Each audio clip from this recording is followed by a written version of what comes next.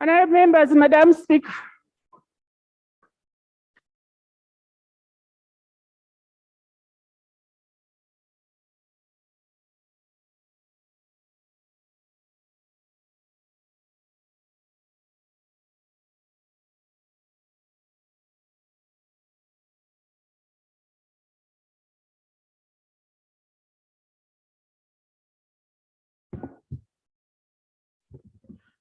Prayer. Almighty God, who in infinite wisdom and providential goodness have appointed the offices of leaders and parliaments for the welfare of society and the just government of humanity, we beseech you to look upon with abundant favor these your servants, whom you have been pleased to call to the performance of such important trusts in this land. Let your blessing descend upon them here assembled, and grant that they may, as in your presence, treat and consider all matters that shall come under their deliberation in so just and faithful a manner as to promote your honor and glory, and to advance the good of those whose interests you've committed to their charge. Amen.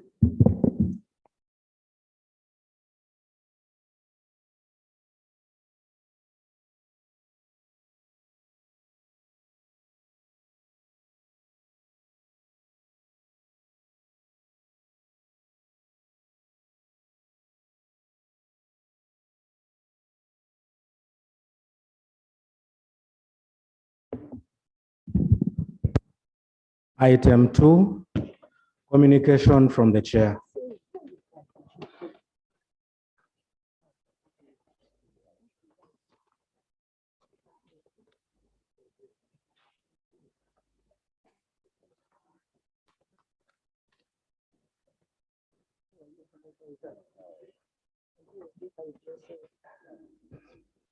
Honorable members, I want to welcome you to today's sitting.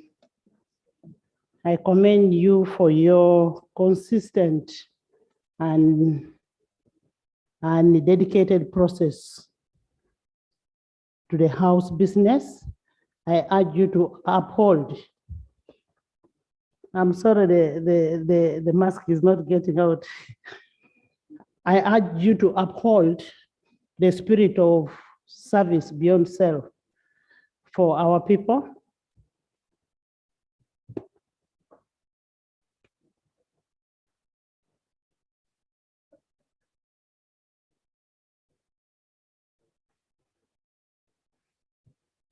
Honorable members, at the end of the first session of 11th Parliament, various committees were left with pending work. And this work has been in the committee business.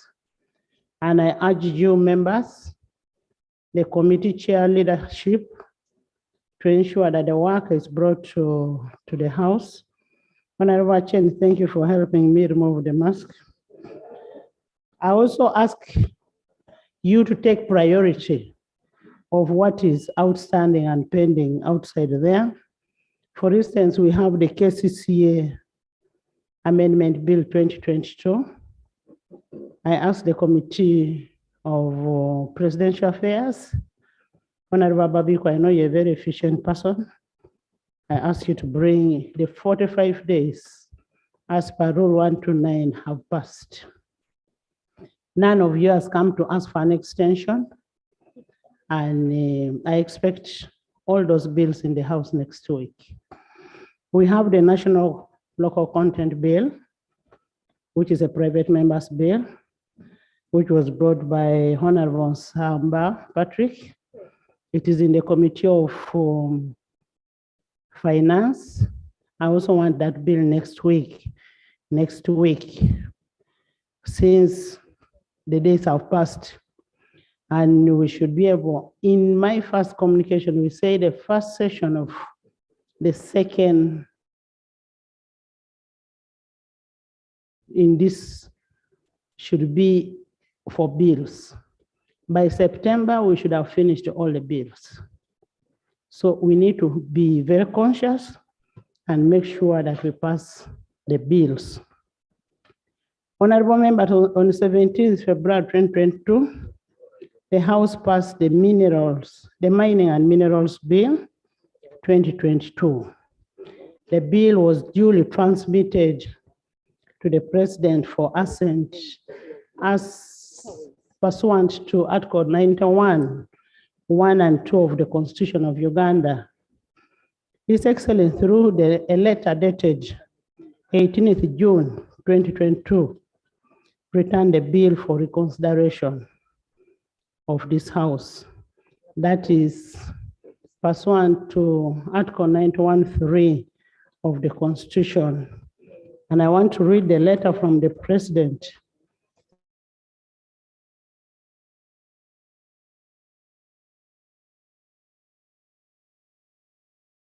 Reference is consideration of the Mining and Minerals Bill 2022. The above matter refers, I have received Mining and Mineral Bill 2022 for assent. However, there are some provisions in the bill that need to be reconsidered as listed below. 1, Clause 8 of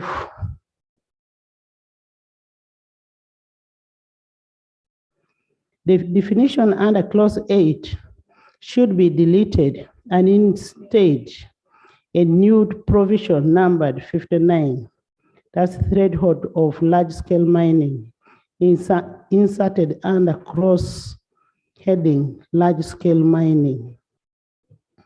The justification is that Clause 28(1) of the bill restricts a mining agreement to exploration, license, and large-scale mining licenses.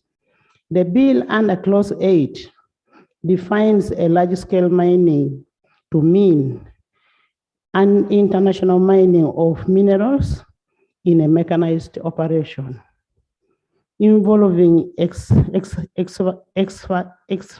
extraction of a large surface pit, sinking of shafts, driving of adits or underground openings with limitation of extent of mining operation dictated by the extent of the body and annual or production value throughout exceeding 1 million tons.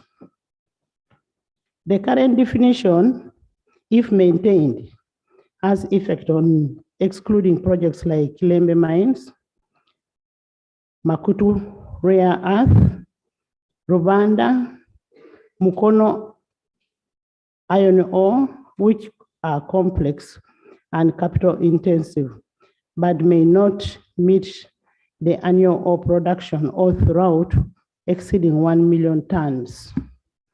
Clause 33 on establishment of a tribunal. A, Clause 33(6) on appeals against the decision of the minister being made to the tribunal should be substituted with an appeal being made to a high court within 30 days of receipt of the decision. The establishment of a tribunal is contrary to the government's ongoing process of rationalization and merging of agencies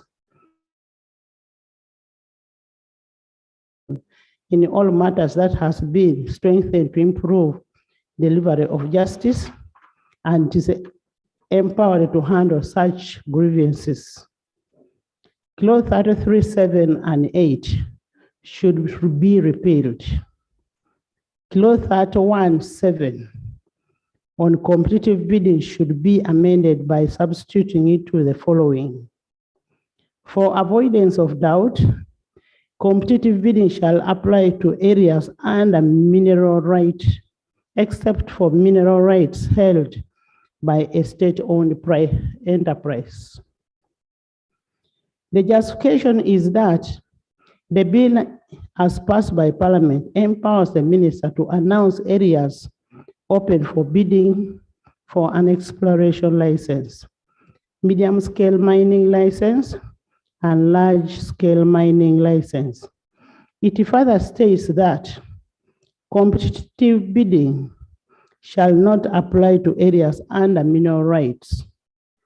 Under mineral right, the exemption would prevent government from using competitive bidding for licenses in control of government, like bidding in Kilembe mines.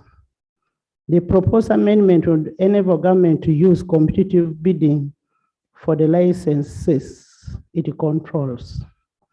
Therefore, in accordance to Article 91(3) of the Constitution of Uganda, I hereby return the bill to Parliament for reconsideration with above clauses. Signed by the President, Yoweri Museveni. And since this has very few clauses to be reconsidered, I therefore refer the report back, the bill back to Committee of Natural Resources and be presented in the House tomorrow. Tomorrow, Wednesday, 20th, just for clarity. Yeah, thank you, Right Honorable Speaker. I had actually wanted to raise the very same matter because the information I got this morning from the alternative Attorney General this side is that the Committee on Natural Resources has already processed this reference even before you have referred the committee to it. And Madam Speaker, this particular bill, particularly the first area where the President has raised the concern, is really a technical matter. And because it is a technical matter, it would be important that the committee interfaces with the technocrats from the ministry, particularly those from the Directorate of Geological Survey and Mines. Because as we speak, since 20... Honorable, as a matter, because it is something that we are going to discuss. We can't just pass it like that. Honorable members, over the few days, the media has been awash with the news of the fatal accident of the death of a Guild president, a Guild presidential candidate from Makerere University. This was tragic. And without jeopardizing the ongoing investigation, I want to urge members to preach peace. Politics is there to stay. We need peace. I request you be the peace agents of this country. We need the peace that we desire. We cannot lose a person over a campaign. Let's preach peace for the good of this country. It's not, politics is not a matter of life and death. You've lost a kid, we are all mothers, we are parents. You've lost somebody just out of negligence. I sincerely want to convey my condolence to the bereaved family, to the management of Makerere University and Uganda Christian University and the entire students' body for this kind of death that happened. And this must stop. Let's not take politics as a matter of life and death.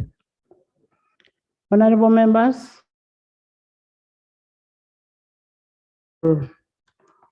in feminine areas like Karamoja, it's a scar on the conscience of this country. The image, we've seen so many starving people, malnourished people, and I think government needs to come out clearly on how to handle this issue in the short term, medium term, and long term. I had a statement where they're saying the food is available for 3 months. Which food can you grow now and it becomes ready within 3 months? Let's have the medium, the short, then the long term. And at the same time, we also need to do a mindset change of our people.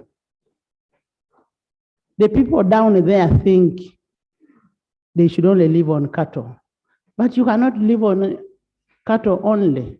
You need to encourage them to do farming, to grow. And if we don't do that, we will continue lamenting and people are dying and people are malnourished. When you look at the pictures that are on social media, you will not want to look at it the second time. So as government, we want you to take an action, and it must be a coordinated approach. One group is fundraising this side, the other group is doing this, the other one is doing this. Let's have a coordinated approach towards solving a problem in the Karamoja region. And not only Karamoja, in the whole country. And as we said, we one time asked, that is a constitutional provision that we must have a disaster committee. But up to now, we have not had that committee in place. We are doing everything in an ad hoc way. If we had a committee, the committee would be able to understand what should be done, when and where. But since that time, nobody has bothered to report to this house whether there is a committee in place, and we are waiting. Honorable members, as we move on, it's just appropriate that if you can have a way, and this is what I'm saying about the committee is Article 249 of the Constitution. It's a constitutional matter. And I don't know why we don't have able to help us to manage whatever is happening. I wish you good deliberations for the day. And maybe just to answer on the issue of the shadow attorney general. When we received a letter from the president, we sent it to the committee, awaiting committee from the House. We told the committee to go ahead, hold the meetings, and have these issues that were raised resolved. That is how the committee had a sitting. Yes. Reaction to your communication, Madam Speaker.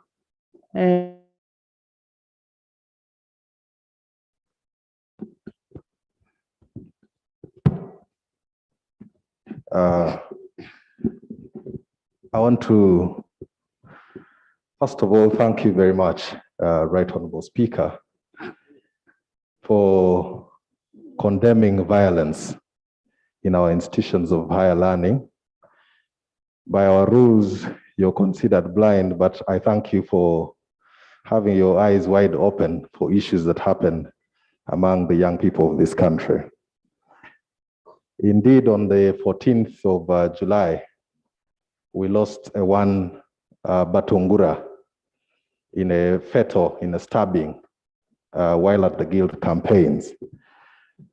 One of the most painful things for the young people of this country is to lose an asset like Mr. Batungura, especially in a political process where we expect people to have contestation of ideas and not muscles. And as you're aware, Right Honorable Speaker, the greatest resource for Africa is not necessarily our diamonds and gold, but our youthful population. Batungura's story is one of the many unacceptable occurrences of students losing their lives, sustaining injuries, and losing their property during activism in the universities.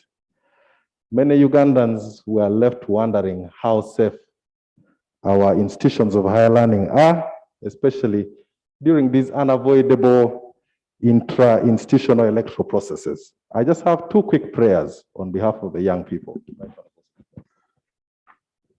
The first one is that following the death of Batungura, The University Council of Makerere has communicated that it's in the process of instituting electoral reforms to ensure the safety of students. But through you, Right Honorable Speaker, Parliament must also task the relevant ministry to ensure that reforms do not only happen in Makerere University, but in all the institutions that embrace political processes to guarantee the safety of all our students, irrespective of their institutions. Secondly, that the Ministry of Education and Sports must report to this House on whether the acts or regulations or government policies and roles of the different agencies are adequate, and also the extent of implementation of this legislation is adequate to frame violence in our institutions of higher learning. I beg to submit, Right Honorable Speaker. Thank you. Thank you so much. And if it is anything that is regarding that killing, we will not discuss it. It is before court. That would amount to sub judice. Love.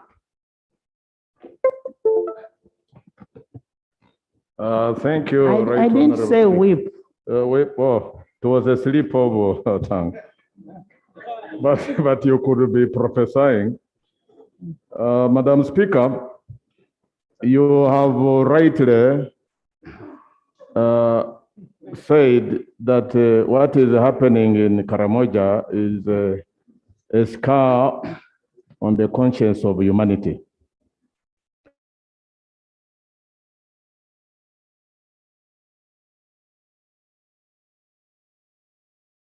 In the Moroto district. And it was shocking.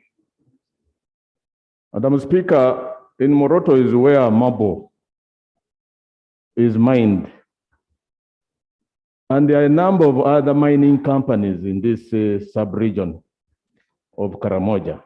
But we are reliably informed they hardly pay royalties to the district law governments as per the law required.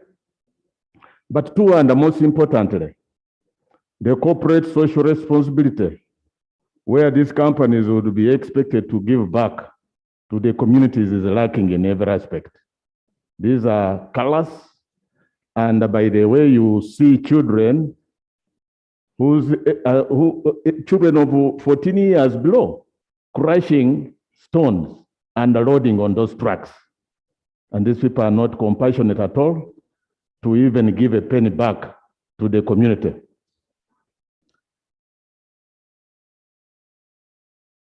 Becomes a challenge to the government is in abdication of our own responsibility as government. We have district disaster management committees, but they are incapacitated. This House ought to come up with a legislation that strengthens these district disaster management committees. You alluded to the Disaster Management Commission. That commission is not yet in place. But we could start with these lowest units, the district disaster management committees. By law, they have no powers, no functions whatsoever to attend to emergency operations. They ought to be provided or allocated a budget that could quickly attend to emergencies before Office of the Prime Minister comes in. But these disaster management committees are incapacitated. They only conduct an assessment, a needs assessment, and then a report to the ministry. And by the time aid, whether both in food and non-relief, non-food items, is by the time it is dispatched, many lives would have been lost.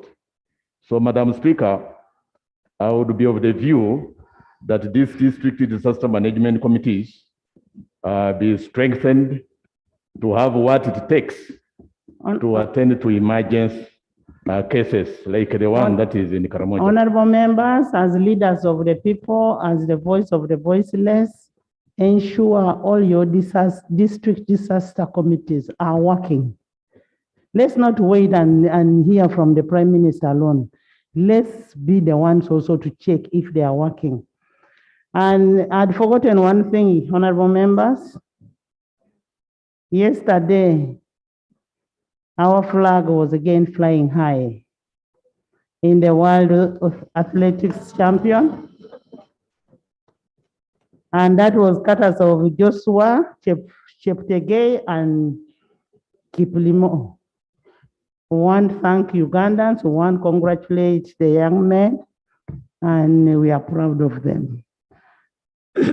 At an ample time, we'll bring a motion when they return, recognizing those athletes.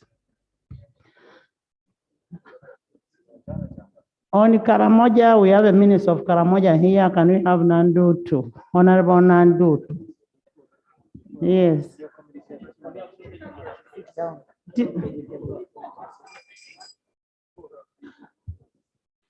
Thank you, Right Honorable Speaker, for this opportunity. The issue of Karamoja, it has been going on social media. Indeed, pictures are disheartening, not good, but as government, we have already taken over the situation as I speak now. We have already flagged off food to Karamoja region. We have given priority to Karamoja. And as you talked about the long-term, mid-term and long-term interventions, as you're aware, there has been drought, but also insecurity in Karamoja. So for the whole year, the people of Karamoja have not been going to the gardens. That's why there is food shortage in Karamoja. And therefore, the army is doing their work. And my request to the members, to the leaders of Karamoja, is we support the security to do their work and rid Karamoja of guns. And we are able to embark on the production of food in Karamoja.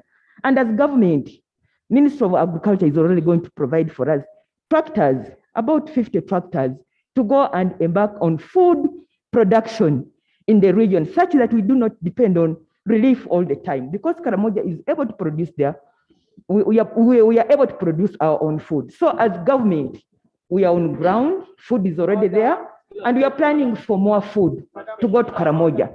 So we are on top of the situation in Karamoja, honorable members. I am informing you. I'm giving you information. Thank you very much, Madam Speaker. Madam Speaker, I rise on a point of order to my friend, the Honorable Nandu, to the Minister for Karamoja. Madam Speaker, this is a minister who is supposed to be almost resident in Karamoja. Everything that has happened has been taking time to happen up to. Madam Speaker, is the minister in order to say they have just taken action, yet she has been there in Karamoja and she couldn't report the state of Karamoja before things went out of hand. Is she in order?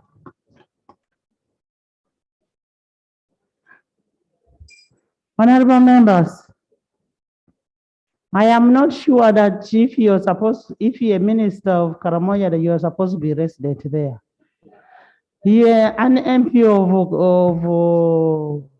of your constituency. Are you resident there? Aren't you in Kampala? What, honorable members, let's remove the blame game.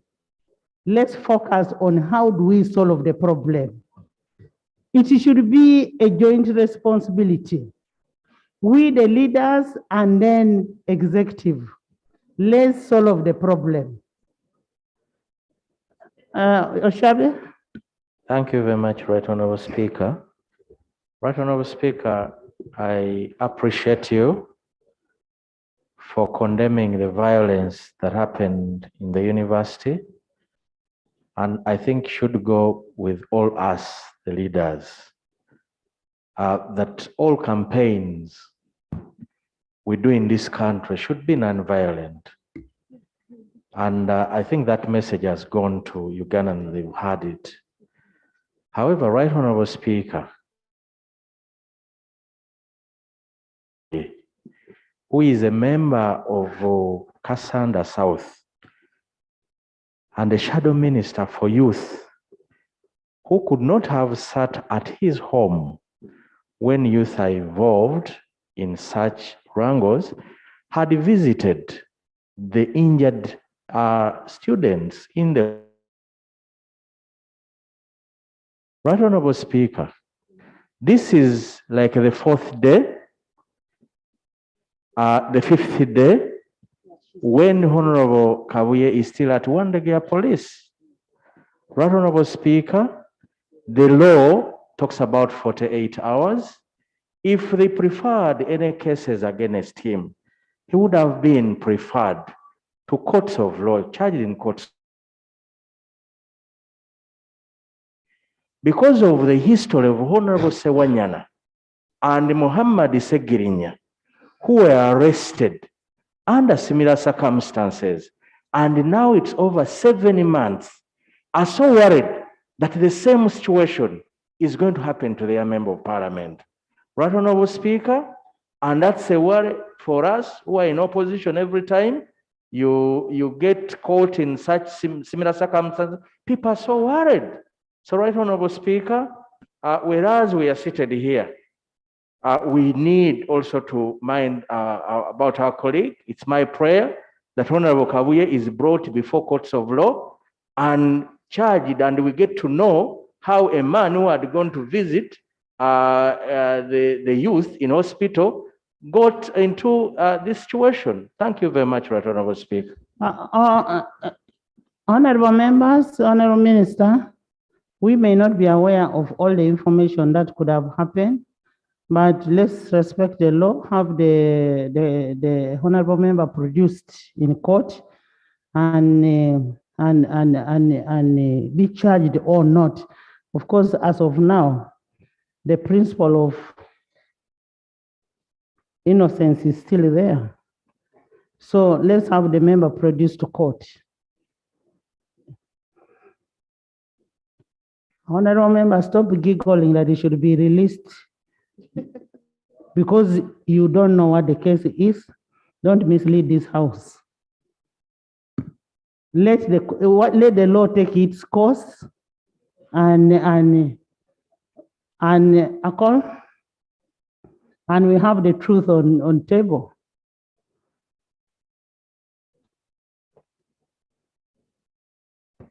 Right Honorable, my concern is still about the issue of Karamoja. When I was in northern Uganda, I got information whereby the people are now selling their children for food, exchanging it with the remains of Kweta. You said people are doing what? They are now selling their children for food. At how much? Exchanging the children with Kweta. I am asking at how much? I'm talking about exchanging with remains of Kweta. Barter trade. That is how bad the situation is. And it was also on the news. It was also written in the Monitor publication. Now, Right Honorable, why I was insisting that we should get to the root of the problem. My suggestion is that if you can, go on the ground and bring for us the reality. Because we are talking about the number of people who have now been buried. And this is starving. It is a shame to all of us. We are leaders in this country. And there are procedures how things can be done. I am not saying government is not doing much. But in situations where you're overwhelmed, you can declare a particular area, not the country, a disaster area. That will bring in many people from different walks of life.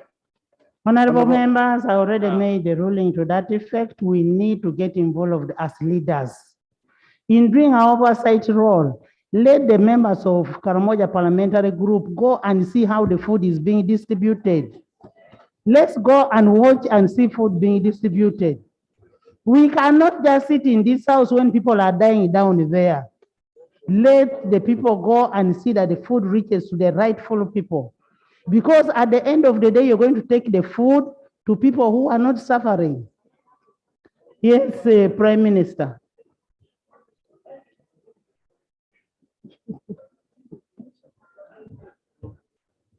Thank you so much, Right Honorable Speaker. And honorable colleagues, order. Right Honorable Speaker, I wish people knew how many meetings we have had with our colleagues from Karamoja. Then I don't know whether members know that our food started reaching Karamoja the other day when you told us, the other week, even as I talk now, over 15 trucks have also gone to Karamoja. Colleagues from Karamoja can testify to this. We even went ahead and said, let the food, because these big trucks sometimes got up to the district. And our members from Karamoja, our colleagues here, suggested that, Right Honorable Speaker, that let the food go up to the sub-counties. And that is what exactly we are doing. Colleagues, when you see some of these photos, there is a photo that is circulating now as if a mother is bearing a baby. That photo has been in the media for over 4 to 5 years. It is from Sudan.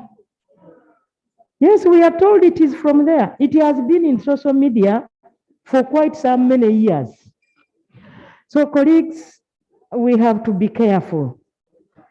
And I am telling you, it is an abuse for one to say you can sell your child. To me, I feel a mother, even if a mother is mad, the last thing a mother can do is to give him his or. I want to tell you that government and members of parliament from Karamoja are almost on top of the game. So I request that you give us more support like the speaker has. Thank you, Prime Minister. Karamoja Parliamentary Group, together with the Presidential Affairs, that is under you. You must make sure that the food reaches to the right people. Go on ground, do your oversight role. And we need a report on how far short-term, medium, and long-term plans for that area. We expect that from you, but make sure that the food is available. Food is not diverted, because I saw food being flagged off, and it should reach the rightful people. Members, in the public gallery this afternoon, we have interns attached to the Department of Legislative and Procedural Services in Parliament. You're welcome. Where are you? Stand up. No, the interns, they are there. Also, this afternoon, we have students and teachers from Seta Junior, Mukono North, Mukono District, represented by Honorable Kiwanuka Abudala and Honorable Nambose. You're welcome. Where are the students? The pupils? You're welcome. Thank you for coming. This is your parliament. They are here to witness the proceedings of this house. Yes, Namita.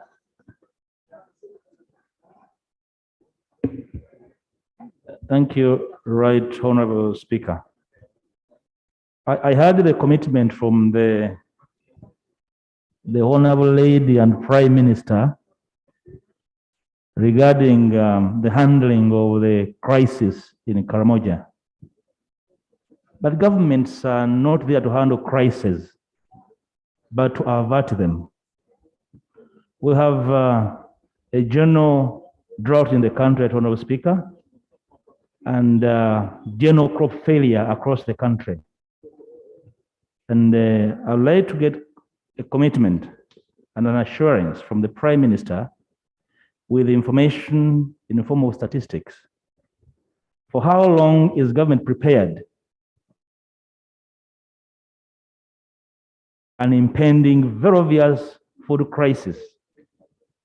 Because I am aware from a number of members of parliament, the people they represent are already reaching out for food from members of parliament. And right, Honorable Speaker, this is probably all over the country. And I do not expect members of parliament to be taking loans to feed their communities. Will the Prime Minister inform the country how prepared the government is to feed the population, given an obvious across the country crop failure, given the long droughts? Where are the national food silos? How much tonnage is there in terms of food? And for how long can it take the country, given an obvious food crisis? Right, Honorable Speaker. Prime Minister.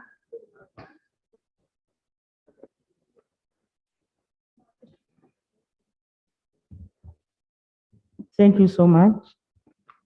Right Honorable Speaker and colleagues. Right Honorable Speaker, the strategy of government changed. This government appropriated the money under contingency fund. So we keep money, Honorable Speaker, with the contingency fund that this parliament appropriated. We shall handle the situation. Honorable members,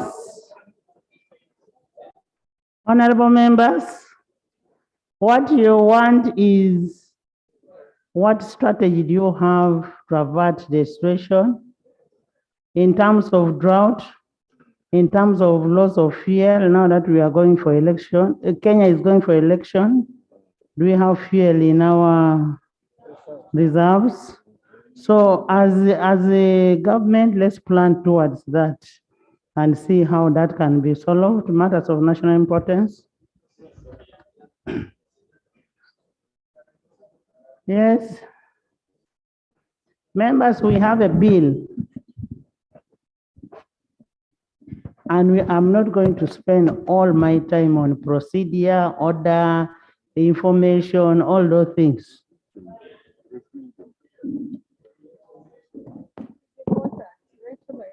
Can I have Namtawe Joan? Where, Joan? Joan has a matter of national importance. Thank you, Right Honorable Speaker. Right Honorable Speaker, I rise on matter of national importance. Is concerned the growing number of road accidents on our roads. Right Honorable Speaker, just last week, we lost a family of a police officer, Mr. Wesije, his wife, and 3 children on Kampala-Masaka Highway. Right Honorable Speaker, the same week, we lost 5 school-going children who were knocked dead by speeding Toyota Wish vehicle in Sembabule district. Right Honorable Speaker, records from Uganda Police Force show that on average, 12 lives are lost daily because of road accidents. In June 2022 alone, Right Honorable Speaker, a total of 366 people died and 1,146 sustained injuries as a result of road accidents, according to Uganda Police Force records. Right Honorable Speaker, it's my prayer that the Minister of Transport update the Parliament about the specific measures being taken to reduce road accidents and improve road safety. Thank you, Right Honorable Speaker. Thank you.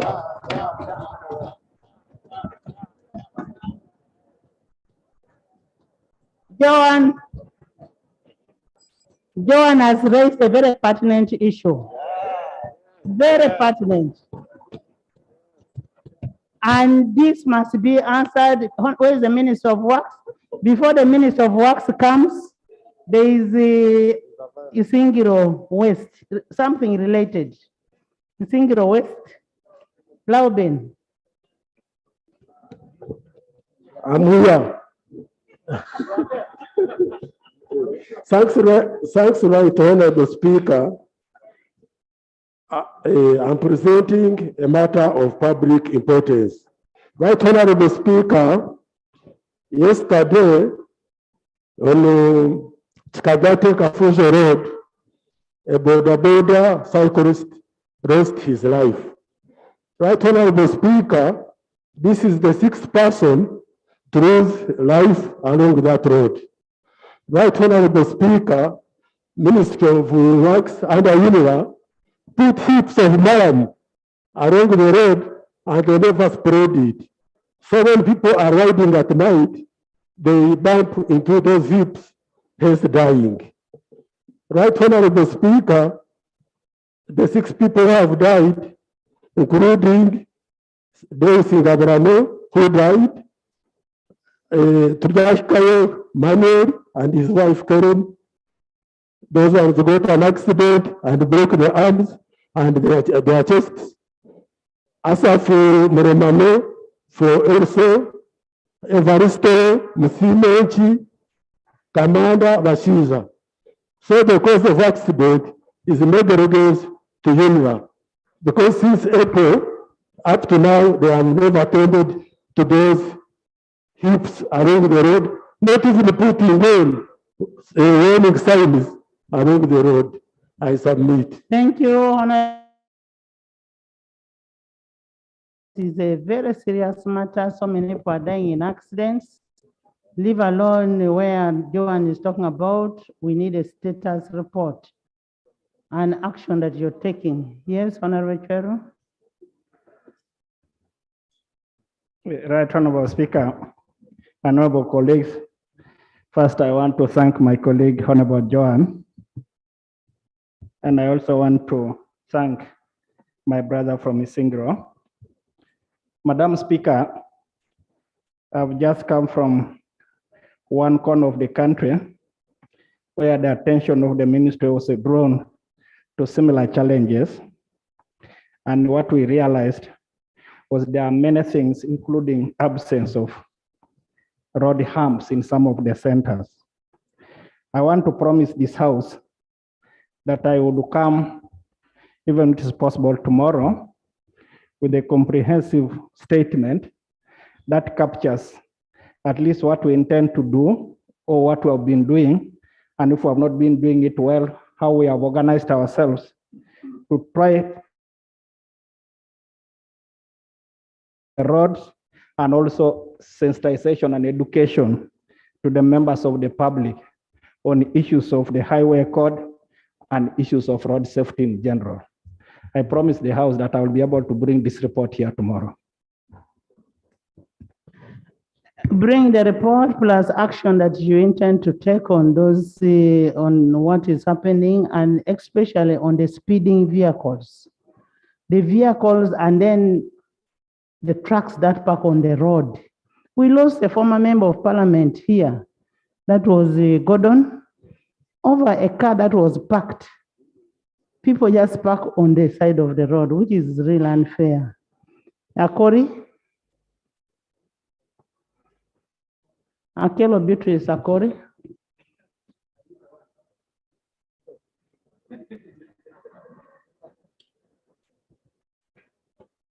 Thank you so much, Right Honorable Speaker.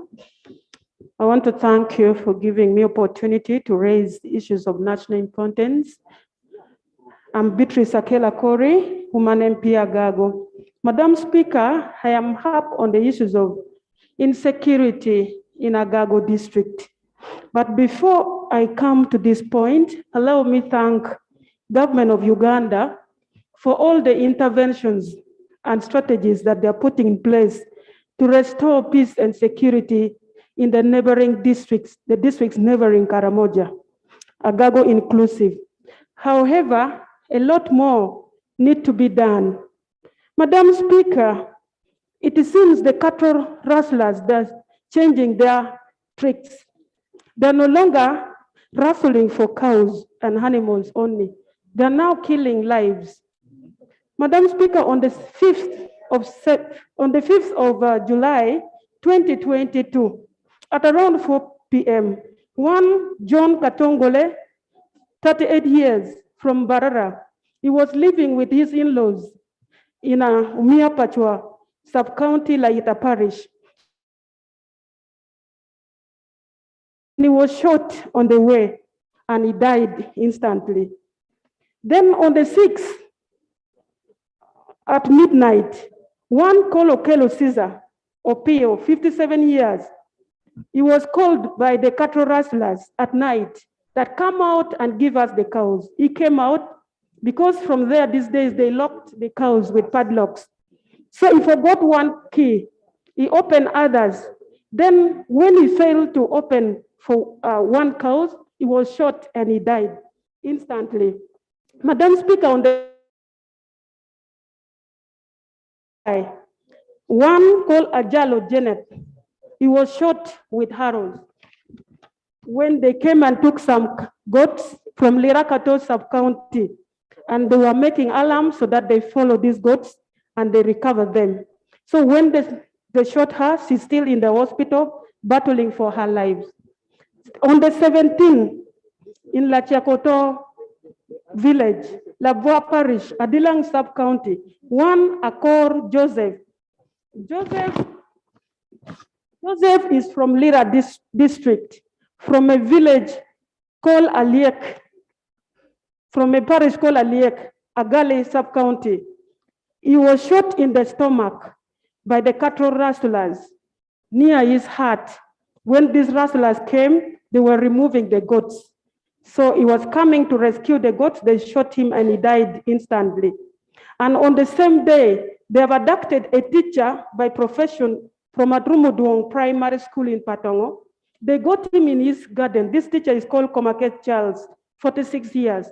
They got him in his garden, they abducted him, they tortured him. Right now he's battling for his life in the hospital. Still yesterday, on the 18th, they killed one person called Otto Charles. When they came, Otto Charles was leading the soldiers to lay ambush on their corridor. Then they shot him, he died instantly. Madam, all this murder took place this month and the month has not yet ended. I don't know if another strategy is not developed, my people of Agago will get finished. And all the neighboring districts, it is not only in Agago, all the neighboring districts, neighboring Karamoja sub-region.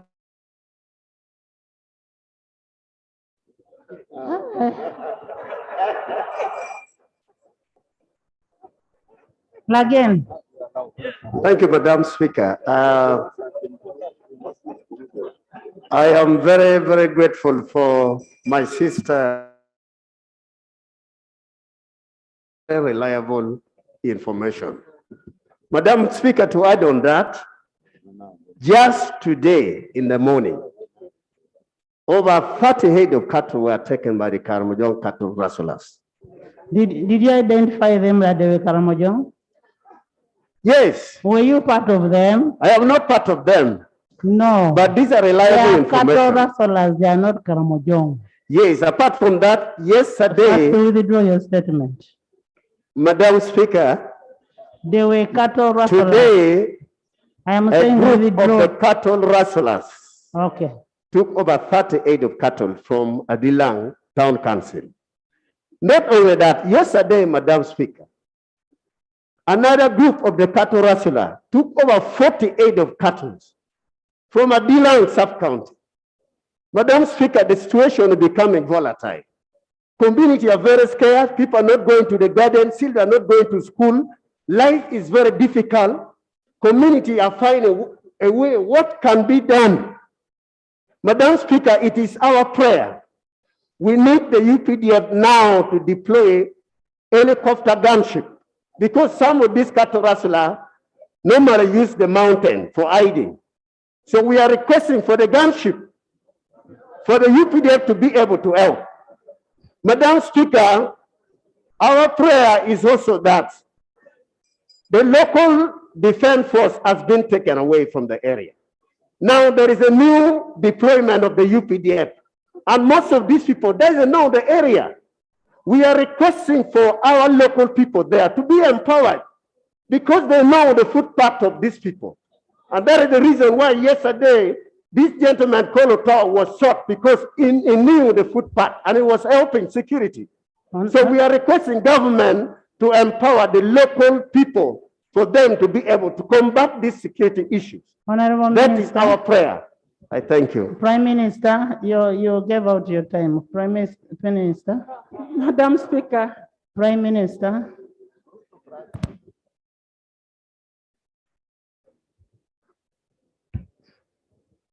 Right Honorable Speaker and colleagues, the honorable members, this issue of insecurity in Agago was brought here last week by Honorable Amos, and we held meetings with the army commanders, with everybody, and the deployment is ongoing. I want to assure honorable members that the government of Uganda, under the wise leadership of His Excellency Yoweri Kaguta Museveni, he even was in the area. We shall definitely go on top of this problem. I want to assure the country that we shall go on top of this problem because we have deployed. Now, the other,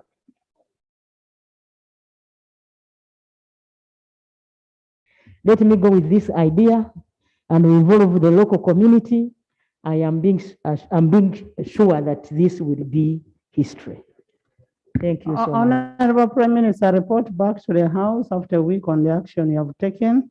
Honorable Duru Jonathan. Thank you very much, Right Honorable Speaker. Madam Speaker, I'm raising this matter in relation to how decisions of this House and your directives are handled by the executive. Madam Speaker, you had directed the Minister for Finance, at that time represented by my brother Honorable Moses Izi, to come here with a report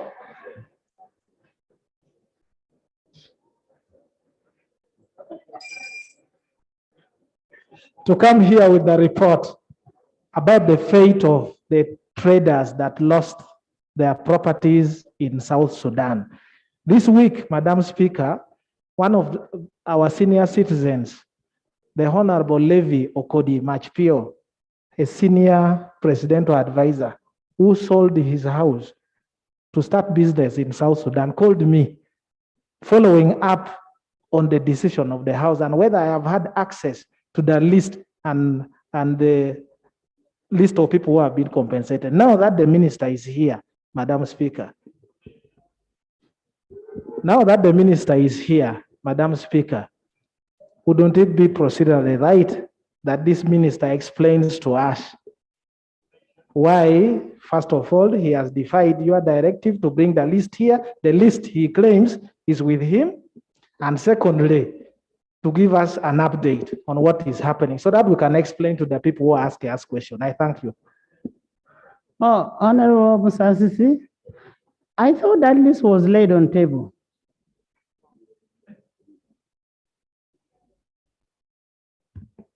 Thank you, Right Honorable Speaker. It is true we made a commitment to report to this House on how far we have handled the South Sudan traders' issues. Madam Speaker, our procedures require that before we come here, we first get authorization by Cabinet. I wish to report this to this House that we have done our report, and the report is before Cabinet for consideration. After the consideration, I will bring the outcome to the House. Did you get an addendum from South Sudan? because what we needed was what the senior minister promised was to bring the addendum from South Sudan, to follow up on the addendum.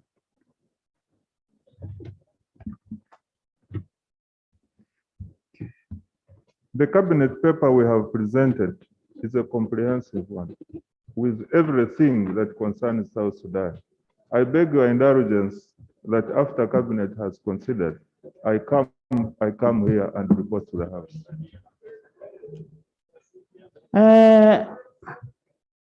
Honorable Prime Minister,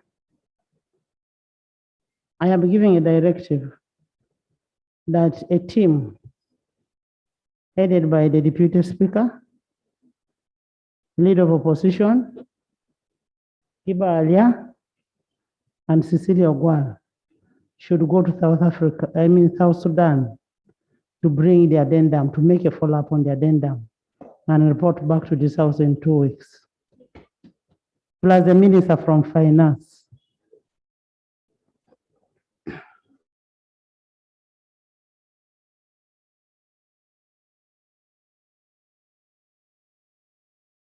Because what is being reported is contrary to what we know. Daisy? Yes. Thank you, Madam Speaker, for giving me this chance. Related to what he has just stated, people are talking of South Sudan, but my area neighbors Rwanda. People supplied milk, and when Rwanda closed out, people lost a lot of money. I'm wondering whether in that same paper, you are considering the same group of people. The businessmen closed their businesses, they lost all the money and they cannot access it up today. I have a list of people who are asking and I have nothing to do. So I hope, Honorable Musatsi, and I'm sure even your constituents suffer the same. You are considering not only South Sudan business people, but also people from those who lost money from Rwanda. I thank you. Let's first handle what came first. Bring up what has also come up. Because we'll also have Congo, we should also have Tanzania and Kenya, whichever. Honorable Daisy?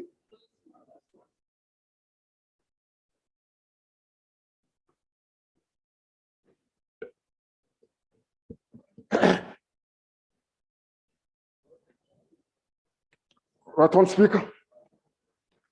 I press on record my appreciation too for this opportunity to present an issue of national importance for my constituency.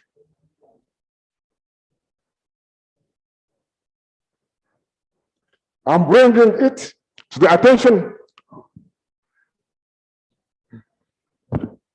Minister of Education, listen to Honorable Daisy, because it's related to you.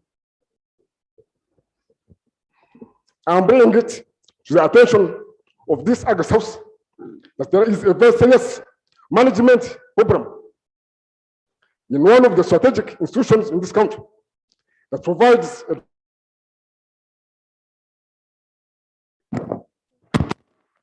that strategic institution is called Barry Secondary School for the Deaf. It is very strategic in the sense that in this country we only have 2 secondary schools for the deaf. Therefore, this institution serves the whole country. Right on, Speaker. We have evidence that the Minister of Education is aware of the problems that have been going on in the school. However, the Minister is reluctant to take action. We don't know where the problem lies. Therefore, we have come here. We have come for you, the representatives of the people in this country, to empower the minister responsible for education to go an extra mile and take action to ensure that this school is helped. The ministry did send a team to investigate the problems in this school about 1 year ago. A very good report was produced. I have a copy and I'm going to lay it on table.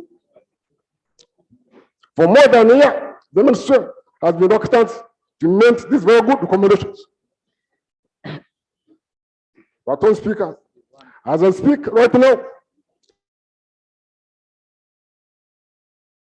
the school court.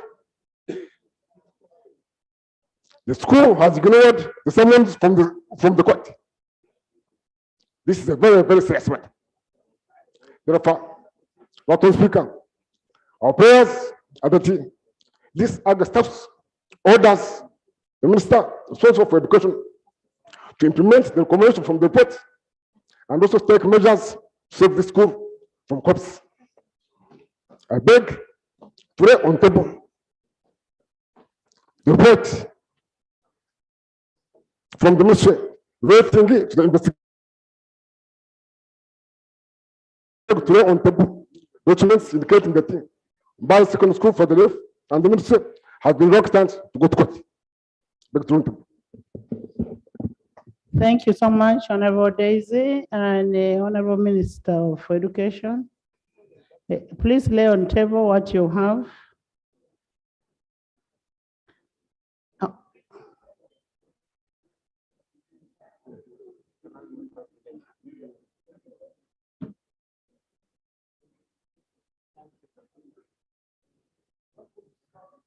Switch on. Switch on. There are two documents among on table. The first document is entitled The Republic of Uganda Report on the Disagreements by the Management at Mbari School for the Deaf, July 2021, from Ministry of Education and Sports. A big three on table. Thank you. Right on Speaker, I also beg to lay on table a document from Bale Magistrates Court, clearly indicating that the school has been unable or is reluctant to respond to the summons issued by the courts. Thank you, Alex. Thank you, Alex. And I think, right on Speaker, for record purposes, I believe it is important for you to allow me to share a copy of this report with my colleague, the Minister of Education and Sports, who happens to be.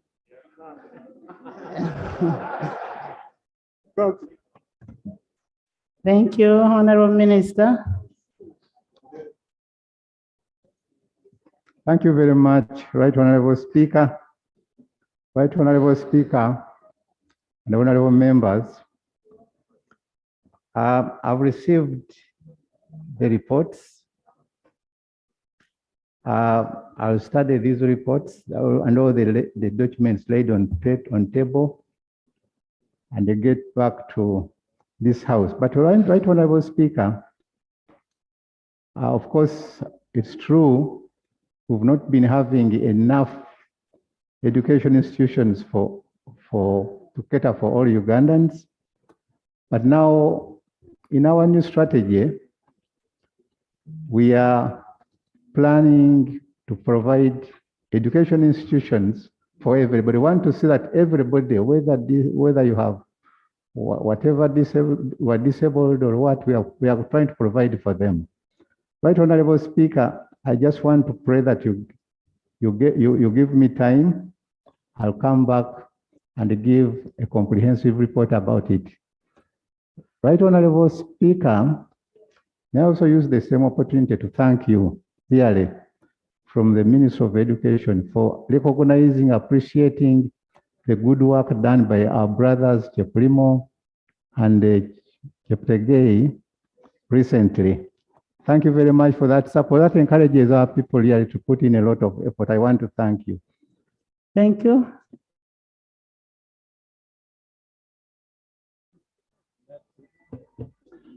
Thank you, Right Honorable Speaker. The issues raised by the Honorable Alex Ndezi is very, very sticky.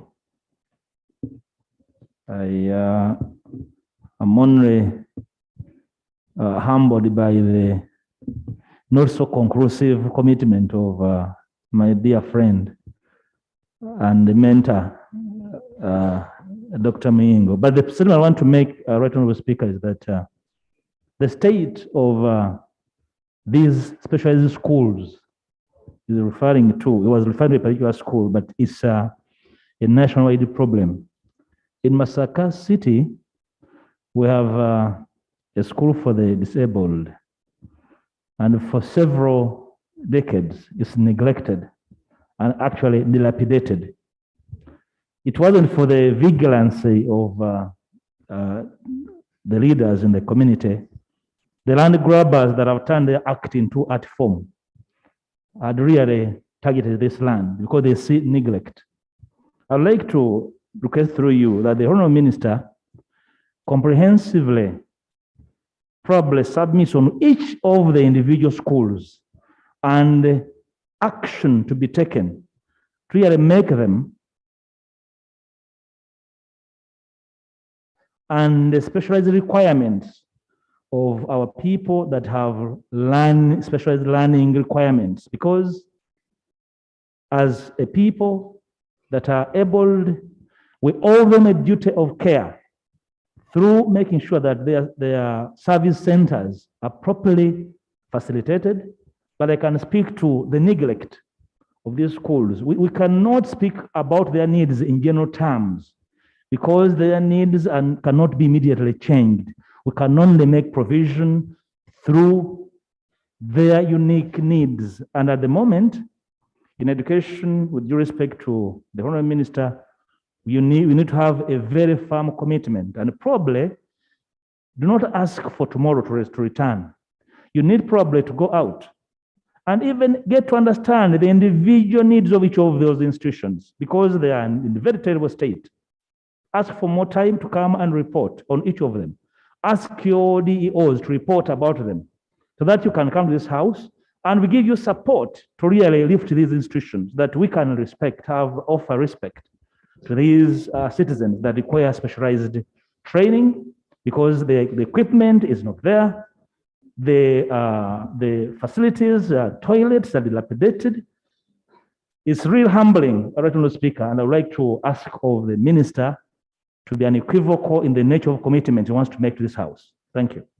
Honorable Minister, give us a report and strategies of how to increase this kind of centers, and then resolve the issue that is there, which should have been resolved out of court, because now they have been taking the institution to court and people are suffering. So give us a report to that effect. Next item. Item 3. Yes, Bills. procedure matter.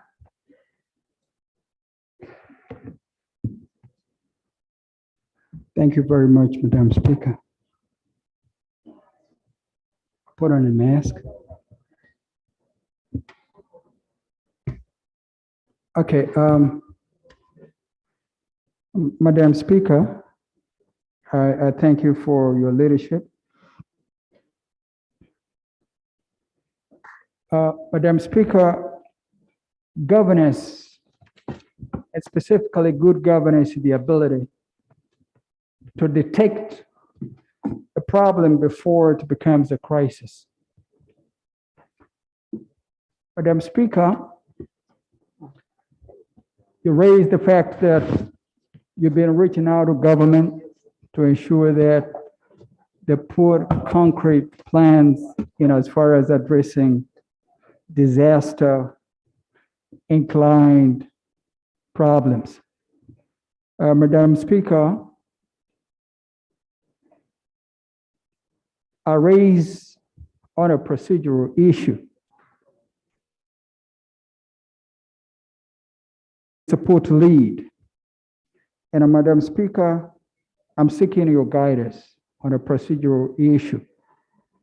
That if we can come up with a committee on climate change, a committee on ICT. Madam Speaker, my procedural issue is derived from Rule 191.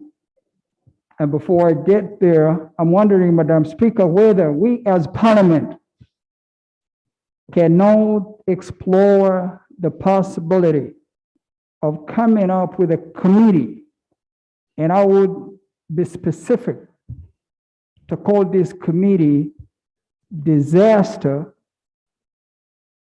Management, Preparedness, Mitigation, and Resilient Committee. Because, Madam Speaker, disaster knocks on the doors unknown. Madam Speaker, would we procedurally be right for us to come up with a committee? Because this is a national need. You're talking about fuel, which is descending a crisis, a national crisis in our country. That will be covered under. And if that is not the case, Madam Speaker, Rule 191, ad hoc committees. The House may at any time on the advice of the Business Committee appoint an ad hoc committee to invest any matter or public importance that does not come under. Honorable member, I want to refer you to Rule 71, a close of a debate. A debate was closed on disaster. We are now on another item. And secondly, Rule 191 talks about ad hoc committee. We cannot have an ad hoc committee when we have a committee of presidential affairs. We already made a ruling to that effect. We said it should, committee of presidential affairs must handle this thing. And secondly, you cannot take us. Next item. Item 3, bills first reading. Item 3.1. Honorable Nsereko came to this house to seek for leave on 15th February 2022. This house granted Honorable Nsereko to introduce a computer misuse amendment bill. As you are aware, Section 79 of the Public Finance Management Act 2015 of the Rules of Procedure requires that a certificate of financial implication must be accompanied when you're coming for the first reading. On 22nd February 2022, the clerk to Parliament wrote to Permanent Secretary to Treasury requesting for a certificate of financial implication for Computer Misuse Amendment Bill 2022.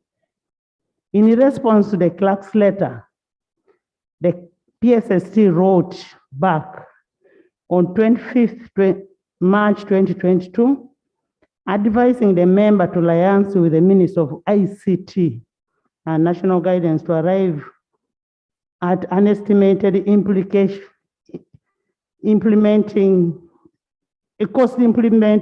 of the law. In my considered opinion, this was a deviation from the law.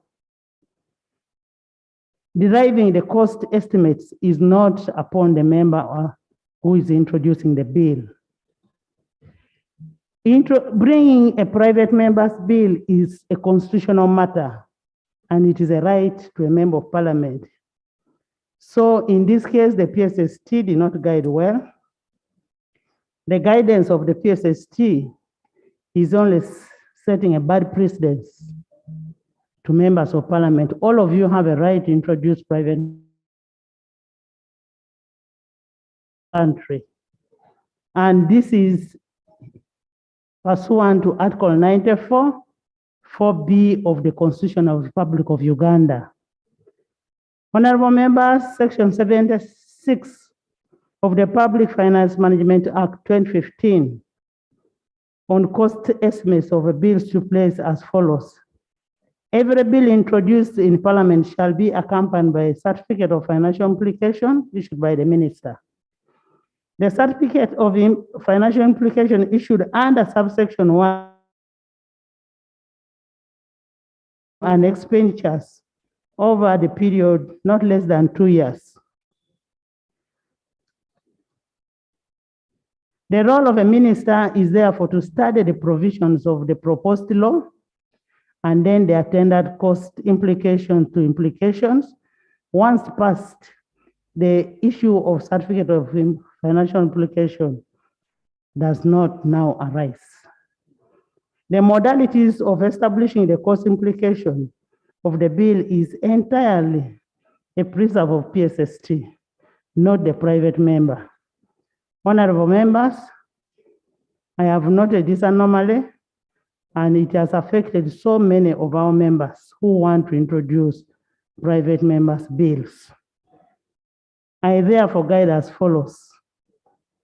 The requirement of issuance of a certificate of financial implication as per section 76 of the Public Finance Management Act is mandatory, and the certificate must be issued by the minister responsible of finance in accordance to section 2 and section 3 of 76 of the Public Finance Management Act. The certificate of financial implication must indicate the estimates of revenue and expenditure over the period not less than 2 years after coming into effect of the bill when it is passed, and the impact of the bill on the economy. The law does not empower the minister not to issue the certificate of financial implication.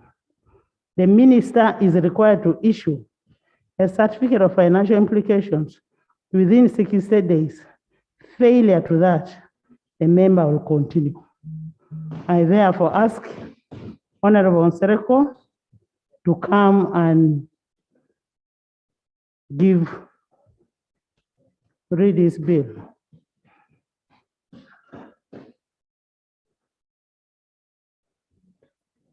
Thank you, Right Honorable Speaker and honorable members. Pursuant to Rule 122 of our Rules of Procedure, Sub-Rule 3, honorable members, the bill has been published and it was gazetted, and the copy here too is present.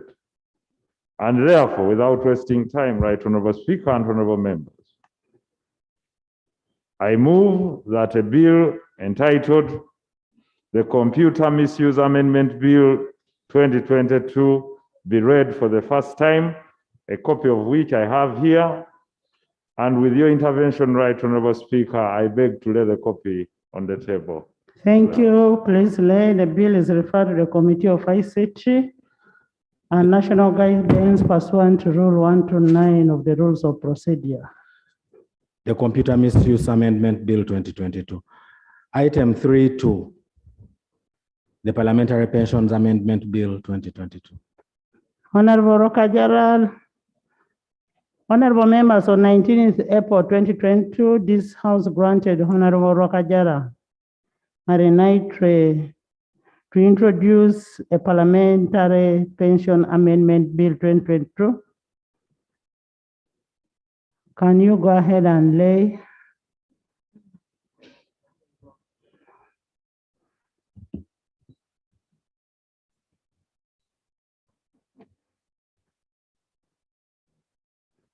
And incidentally, this bill was given a certificate of financial implication and is attached. So we are wondering why it should be discriminative. Thank you so much, Right Honorable Speaker. Right Honorable Speaker and honorable members, I beg to move that the bill entitled the Parliamentary Pension Scheme Amendment Bill 2022 be read for the first time. And I have a copy. I beg to read a copy of the bill, Right Honorable Speaker. The Parliamentary Pensions Amendment Bill 2022. The bill is... Right Honorable Speaker, accompanied by a copy, a certificate of financial implications as required under the section 76 of the Public Finance Management Act 2015 and Rule 118 of the Rules of Procedure of Parliament. I beg to read the certificate of financial implication, Right Honorable Speaker. Thank you. The bill is duly referred to the Committee of Legal and Parliamentary Affairs and this is pursuant to Rule 129 of the Rules of Procedure. Thank you. Next item. Item 4, Bill second reading, the Public Health Amendment Bill 2021. Honorable members, the Public Health Amendment Bill 2021 was read for the first time on the 3rd February 2022 and referred to the Committee of Health. The committee is ready to report. The ministers are ready to present their bill. Chair, Honorable Minister.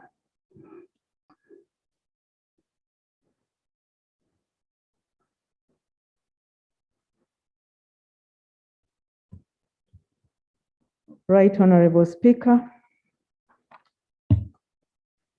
I beg to move that the bill entitled the Public Health Amendment Bill 2021 be read for the second time. Is the bill seconded? Seconded by Honorable Bahaji, Honorable Musasisi, Honorable everybody by the whole House. Thank you. Thank you. Honorable Minister, would you love to speak to your bill on the objects of the bill? Right Honorable Speaker, the object of this bill is to amend the Public Health Act, to repeal the obsolete provisions, because since then we have had other laws, to revise the fines for offenses committed under the Act, to repeal the provisions on venereal diseases, building and constructions and public sewers, which are in other laws, and to repeal the Venereal Disease Act, Cap 284, and the Immunization Act, and place it in the Public Health Amendment Bill. The Public Health Act, Cap 281, Right Honorable Speaker, was enacted in 1935 and has never been amended.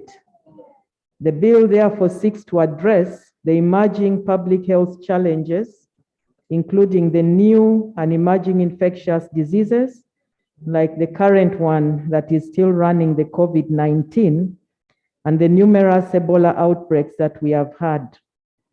It is premised on the public health response structures and mechanisms in the National Technical Guidelines for Disease Surveillance and Response of the Ministry of Health, and domesticates the World Health Organization International Health Regulations 2005 to control the spread of infectious diseases across the borders of Uganda, and to provide public health response mechanism that will not disrupt international trade and travel. It also addresses public health issues within the country, including a few like environmental, hygiene and sanitation, nutrition, and many others. Right Honorable Minister, honorable members, I note we have two reports. We have the main reports and then we have the majority report signed by two people. And of course, all that will form our debate, and how I wish our debate should actually go to committee level, which is the gist of the matter. Can we first hear the major report? Give us an abstract, a summary. This was uploaded in the system, it is in the system.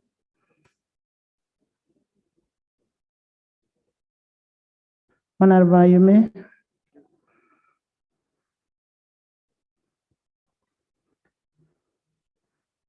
And I'm saying let's have an abstract. We have over 100 clauses in this bill.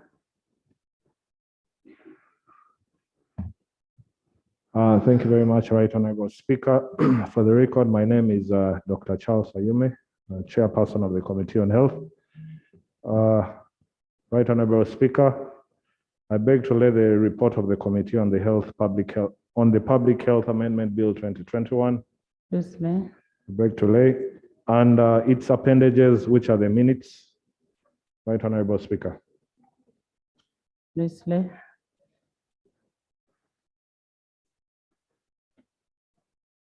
Right Honorable Speaker, as the Honorable Minister said, this bill is 87 years old. I beg to skip the introduction part of my report, of the committee report. And maybe just a background to the bill, Right Honorable Speaker, is this bill has 16 parts. And most of this bill is in relation to communicable diseases. That's part 3 to part 8. While part 9 to part 15 is about environmental health, food safety, proper disposal of human remains. And part 15 contains the general provisions. Right Honorable Speaker, as the Minister said, Uganda is a signatory to the WHO International Health Regulations of 2005, which require all member states to review their public health laws to enable domestication of regulations.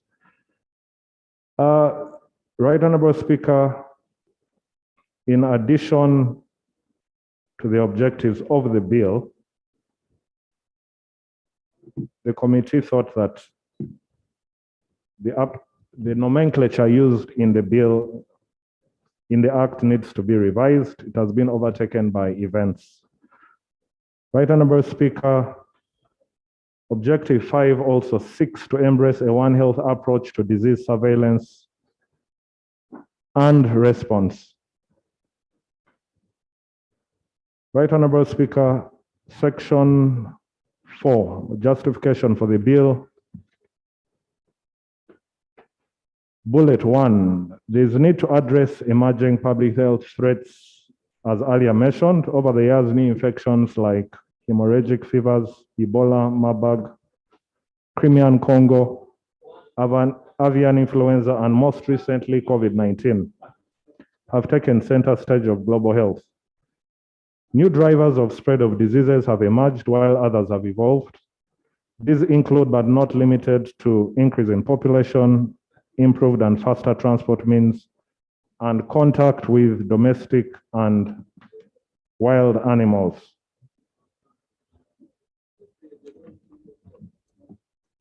The spread of infectious diseases has to be controlled by revising and strengthening preventive measures.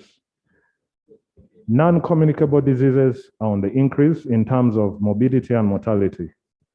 Cancers, cardiovascular diseases, accidents, diabetes, mental health, pulmonary conditions have not only caused physical infirmity and death, but also have become costly to households and the government. The paradox is that most of these conditions are preventable. Right Honorable Speaker, as had been alluded to in the submission by one of our colleagues. Enactment of the law will lead to domestication of the WHO International Health Regulations. Fines have become mild due to inflation over the years. Right Honorable Speaker, immunization is one of the most effective public health interventions. The evidence supporting this is declaration by WHO in 1980 that smallpox in humans had been eradicated, with the last case being reported in 1977, that was in Somalia. The Organization on Animal Health, which is the equivalent of the animal WHO, declared that rinderpest, which is found in cattle and other herbivores, had been eradicated. There had been years of widespread immunization and disease surveillance programs around the world. This remains among the most notable and profound public health successes in history. Right Honorable Speaker, this law was enacted before decentralization. And right now in 1995, the Constitution of 1995 included decentralization. So there is need to link the administration of this act between the central and local governments.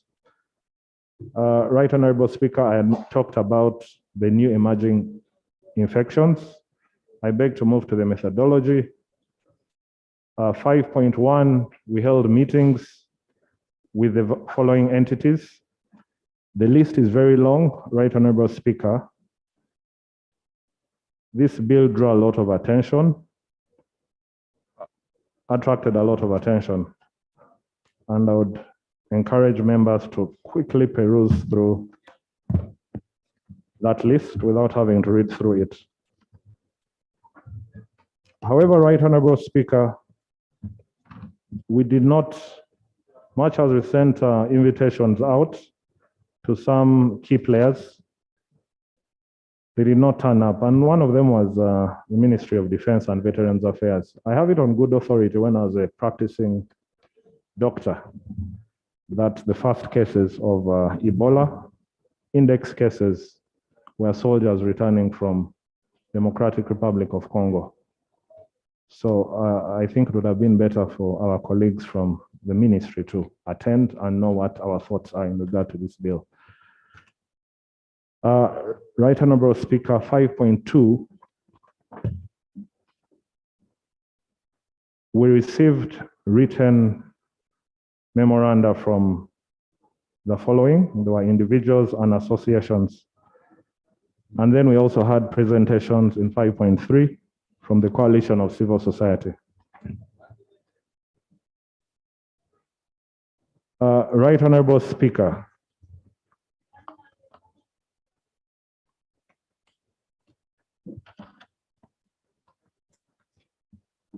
I beg to move to 6.0, which is the committee observations and recommendations.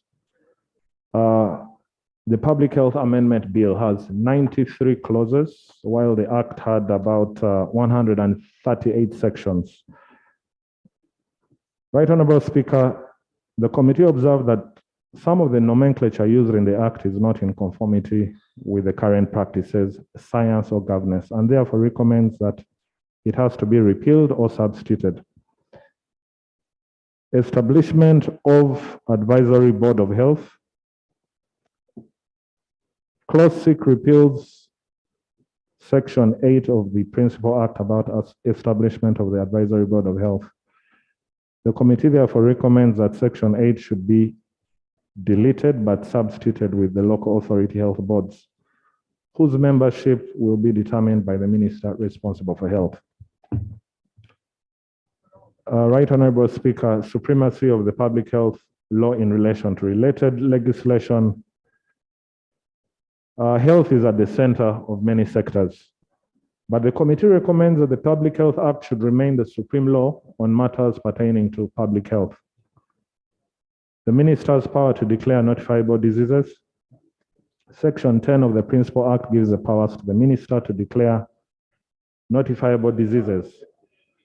It reads, the minister may, by statutory order, Right Honorable Speaker, bullet A, bullet B, and bullet C. I beg not to run through them, but the committee's recommendation is that the minister responsible for health shall consult other relevant ministries like agriculture, animal industry, water and the environment, tourism, wildlife, and antiquities, among others, before declaring that a disease is of public health concern. We are trying to promote the One Health approach towards public health. Destruction of infected materials or articles. Clause 11 of the bill, which amends Section 14 of the Principal Act, requires that before any infected beddings, clothes, materials, or articles are destroyed, the medical officer shall first obtain a court order. Right Honorable Speaker, some of these diseases move like bushfires. Obtaining a court order in our current setting may not be practicable. So the committee recommends that the requirement for a court order to destroy infected materials or articles should be waived from the bill. Instead, local authorities should grant the medical officer power to destroy the infected articles or materials. The committee further recommends that the word infected be replaced with contaminated. Damage to articles during decontamination. Right Honorable Speaker, Clause 12 seeks to repeal Section 15 of the Principal Act about damage to articles during disinfection. This section states that when any article is damaged during disinfection, no compensation shall be payable if suitable methods of disinfection have been employed and due to care, all reasonable precautions have been taken to prevent unnecessary avoidable damage. Right Honorable Speaker, the committee recommends that in the unfortunate event that materials or articles are damaged during the process of decontaminating them, no compensation shall be provided to the owner unless the damage was occasioned by carelessness. Provisions of means of disinfection. This is still under clause 12. The bill seeks to repeal section 17 of the Principal Act about the requirement for the local authority to provide means of disinfection, like a place and necessary apparatus as free service in the spirit of infection control. The committee recommends that government should still hold responsibility of providing means of disinfection, contaminated materials or articles to curb the spread of infectious diseases. Provision of conveyance of infected persons and things. Conveyance, Right Honorable Speaker, is transportation. Clause 12 of the bill seeks to repeal section 18 of the Principal Act about provision of conveyance for infected persons or things. The committee recommends that transportation of infected persons should be done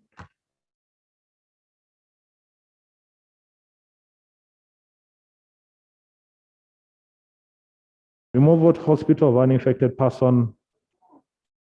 The spirit is the same, Right Honorable Speaker. The committee recommends that the word hospital should be replaced with health facilities.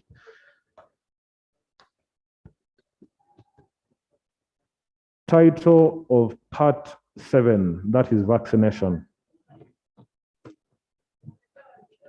Right Honorable Speaker, Right Honorable Speaker, in the Act, title of Part 7 reads smallpox. As I had been mentioned, Right Honorable Speaker, that smallpox was declared not a public health threat by WHO in 1980. So the Act, the bill chose to replace the word smallpox with vaccination. However, Right Honorable Speaker,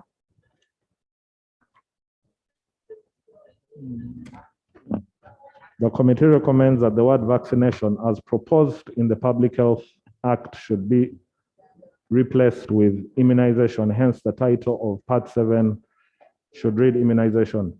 Right Honorable Speaker, immunization, vaccination, inoculation, most times are used interchangeably, but there's a difference, with vaccination being the act and immunization being the act plus a series of internal processes that whose output is immunity. So the committee thought immunization is much better since it encompasses all.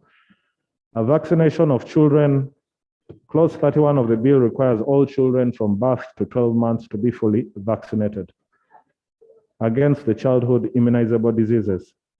There are 10 diseases, the second schedule of the Immunization Act, and they include TB, polio, diphtheria, pertussis, tetanus, hepatitis, and so on. The committee recommends that immunization of children for the routine immunization remains mandatory, as is the law in the Immunization Act of 2017. Right Honorable Speaker, we were talking about Yes,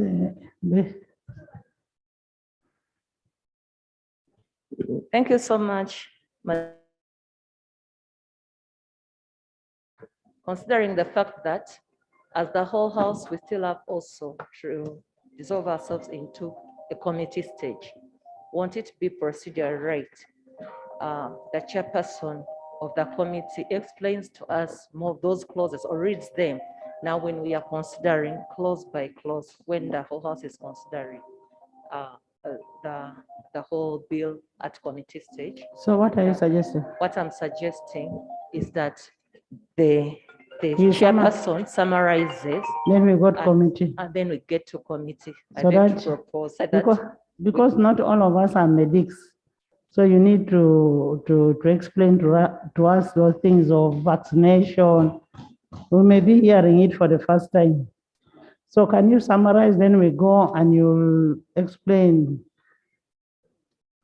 Close. Thank you very much, Right Honorable Speaker.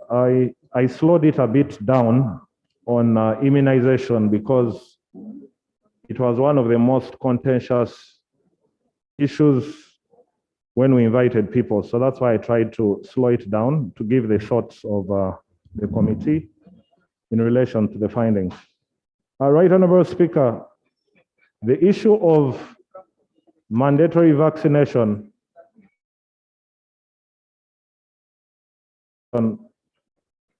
Right Honorable Speaker, we need to distinguish the childhood immunizable diseases, which are in the Immunization Act 2017. To this date, nobody has complained about that.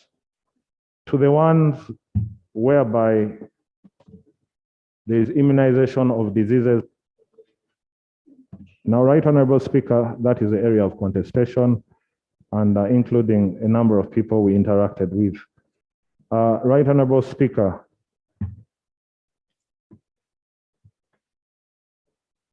on the issue of mass vaccination, the clause 39 of the bill seeks to substitute, that's on page 16, seeks to substitute the provisions of section 47 of the Principal Act about emergency vaccination of population in areas threatened with smallpox and etc.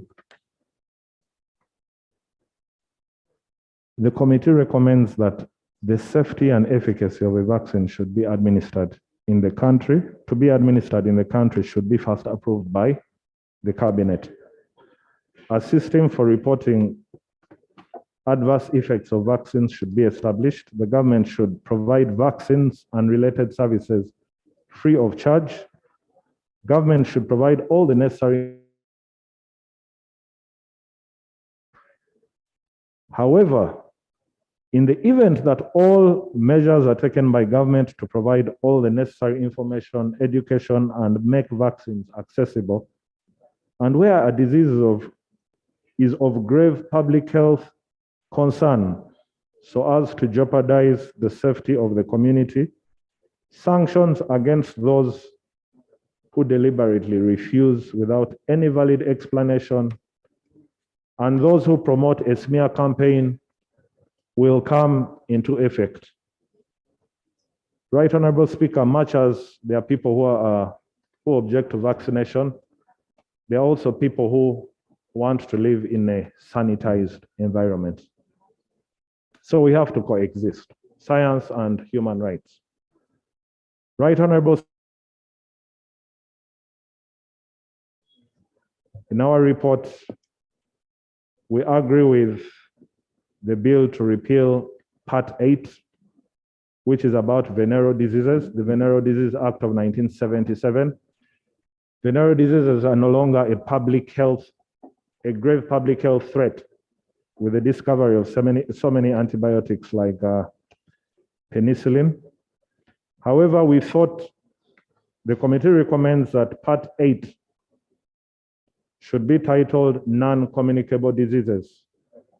Right Honorable Speaker, the non-communicable diseases like mental health, injuries, cardiovascular, diabetes, cancers, pulmonary conditions are on the rise, and right now account for 34% of the cases we see of illness.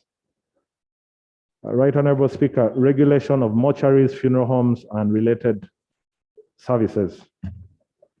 The committee rejects the proposal to repeal Section 107 and Section 108 that talks about, in the Principal Act, that talks about mortuaries, and instead introduced 107BA to be introduced to regulate mortuaries, funeral homes, and related services. Funeral homes, Right Honorable Speaker, are not regulated. And one time they came to my office asking for right of way of their cars. Government's obligation to provide health services. Principle 20 of the National Objectives and Directive Principles of State Policy of the Constitution. Right Honorable Speaker, I would encourage members to read that bit. But the committee recommends that clause 74 to indicate government's obligations in public health, like access to health services by all persons, including women, children, and persons with disabilities. Repeal of general provisions of the Principal Act. The committee recommends that Section 120 should be repealed and other sections under Part 15 retained. As I conclude, the need to regulate recreation facilities and beauty parlors. The committee noted that there are many recreation facilities in urban areas and peri-urban areas which attract large crowds of people. These areas are potential drivers of spread of disease in case one gets an infectious person amidst them. The committee recommends that since Section 121 of the Principal Act is about supervision of importation of manufacture of vaccines, this provision will be repealed since vaccines are under the National Drug Authority Act. This should now be replaced with regulation of recreation facilities and beauty parlors. Right Honorable Speaker, in Table 1, the penalties in the Public Health Act are spelled out clearly there. I beg I do not read through them individually, but as I had read in the preamble that most of the penalties do not apply. They have been overtaken by inflation. We are still using 200 shillings, 300 shillings. So we revised these aspects and there are quite many, so I beg not to read them. Right Honorable Speaker, and I'm very aware that there was a minority report that was introduced to me by the Shadow Minister, and thank you very much, Right Honorable Speaker. Thank you so much, Chairman of the committee, Dr. Yume. I have had a chance to look at the minority report.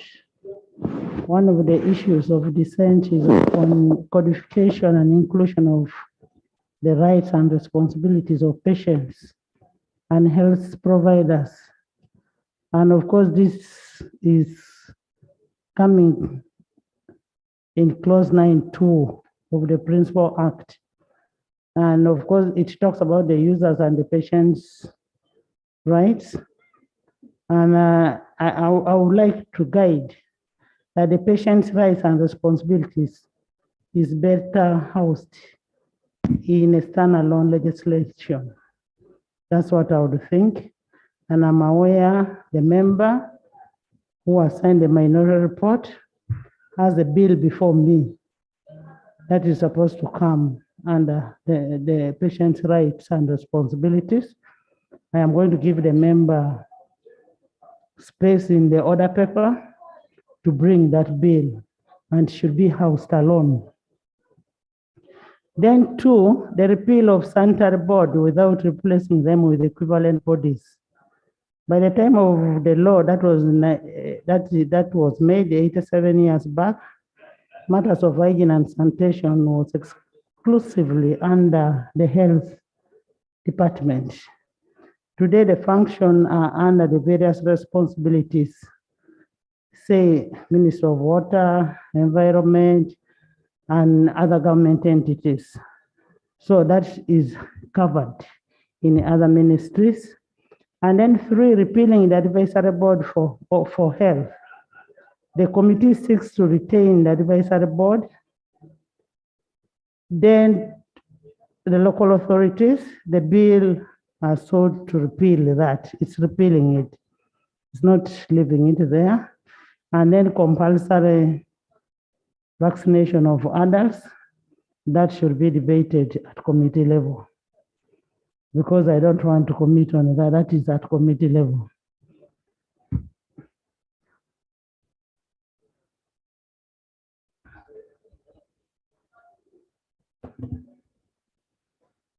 Thank you, Right Honorable Speaker. Right Honorable Speaker and honorable members of Parliament, Allow me to deliver to you the minority report on the Public Health Amendment Bill 2021, moved under Rule 205 of the Rules of Procedure. Right Honorable Speaker and colleagues, on behalf of the members of the Committee on Health who have signed this minority report, I would like to state from the onset that we are proud of the immense effort and work that went into the majority report, which took care of the majority of our positions and proposals, and will go a long way in improving health care management and delivery in Uganda. I'll go straight to the areas of dissent.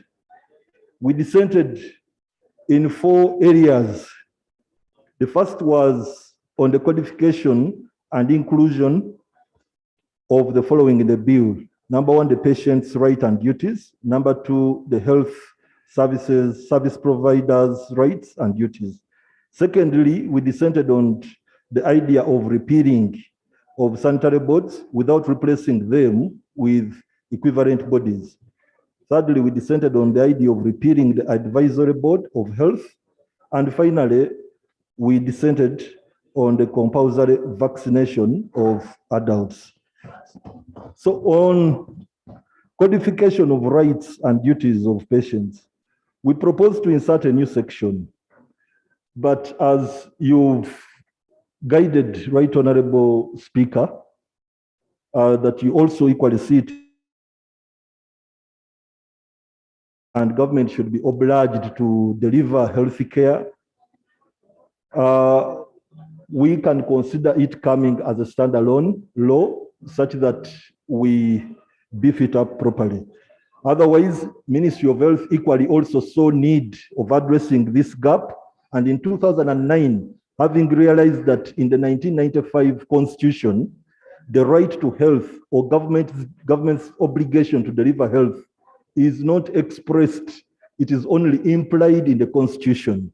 So there was that gap, and Ministry of Health came up with the Patients Charter in 2009, and it was our desire to use this opportunity where we are amending a law that is as old as 1935, such that we now make the charter an enforceable tool by inserting it in here, but it can come as a standalone law. Going to the second item that we dissented on, you can be on page, go to page 2, go to page 3. Page 3.2, repealing the sanitary boards. The majority committee resolved that the sanitary boards provided under the principal law in section 4 be repealed. Our recommendation is that let us modify the provision in this principal act to have sanitary boards replaced with authority or local government health management boards, and these should operate on a permanent basis. The justification for this, I'll rush you to page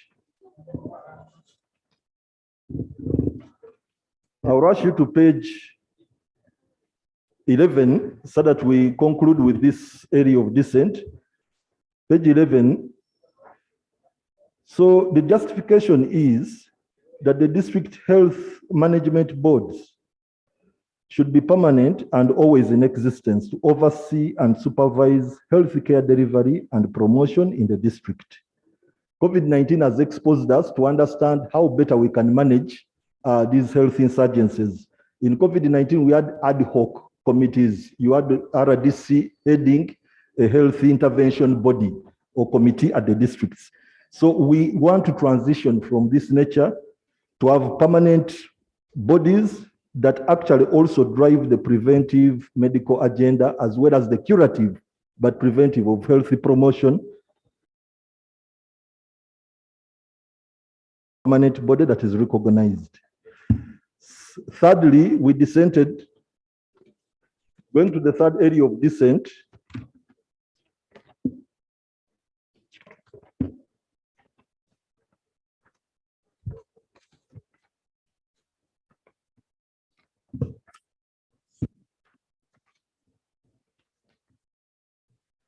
Yeah, going to the third area of dissent, that is clause 6, we propose that is page 11, to move together. We propose that section 8 of the Parent Act should not be repealed as amended to provide one ad hoc national health advisory boards. Here, we all agreed with the majority that we should maintain the boards.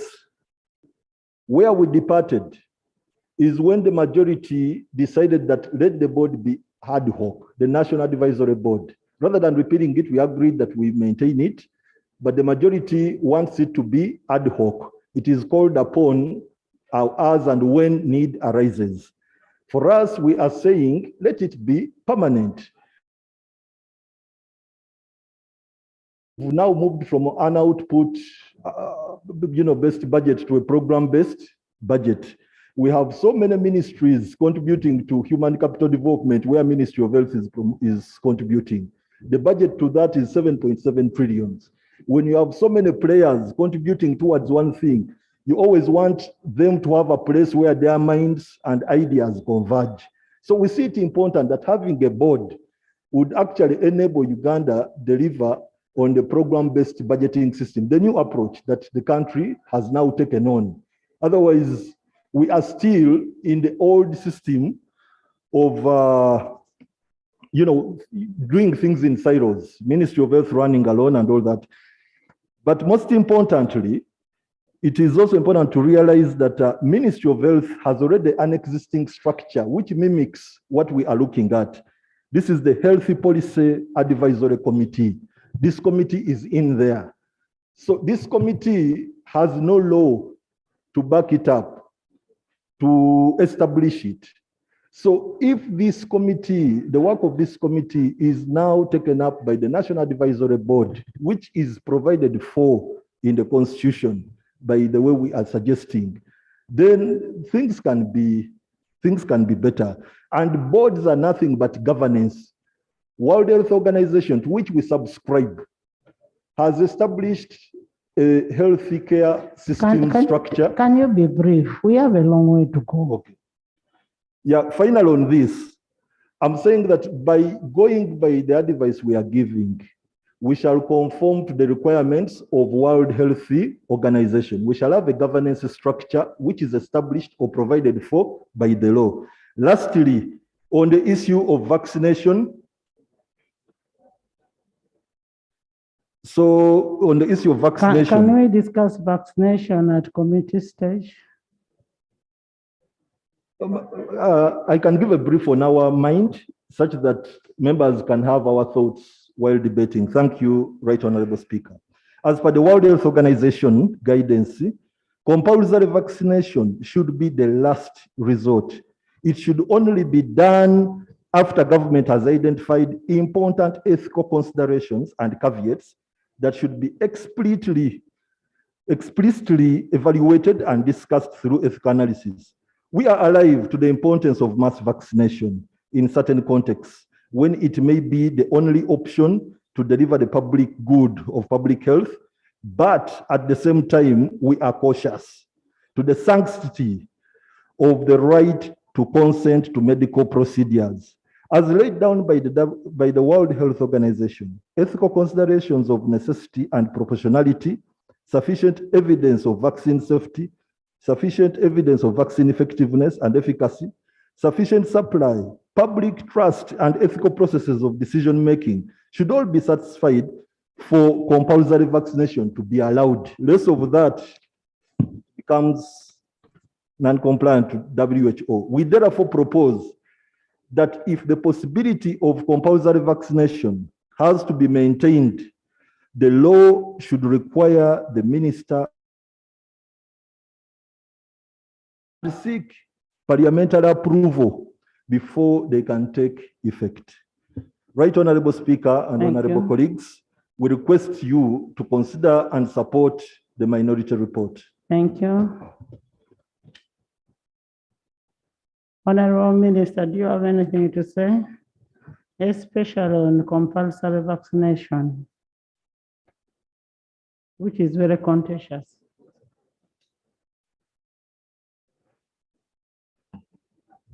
Right Honorable Speaker, thank you very much. I have two issues to say. One, depending on the disease that we are vaccinating, there may be need for compulsory vaccinations. And there will be release of a statutory instrument to that effect. Number two, regarding the advisory boards, Right Honorable Speaker, advisory boards are better when they are ad hoc because different outbreaks do require different expertise. You cannot use permanent boards. The scientists will be different, so we need flexibility in the system. I thank you. Thank you. Honorable members.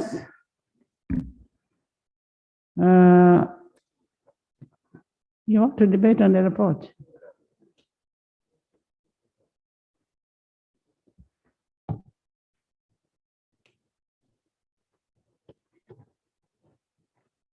Honorable Minister, are you cognizant of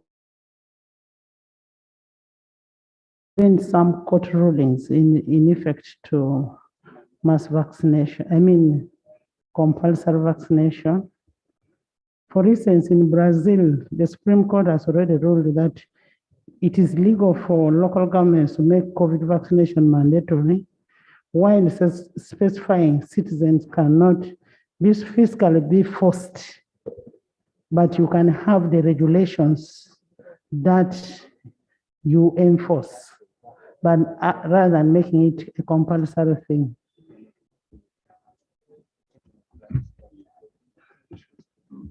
Right, Honorable Speaker, you are absolutely right.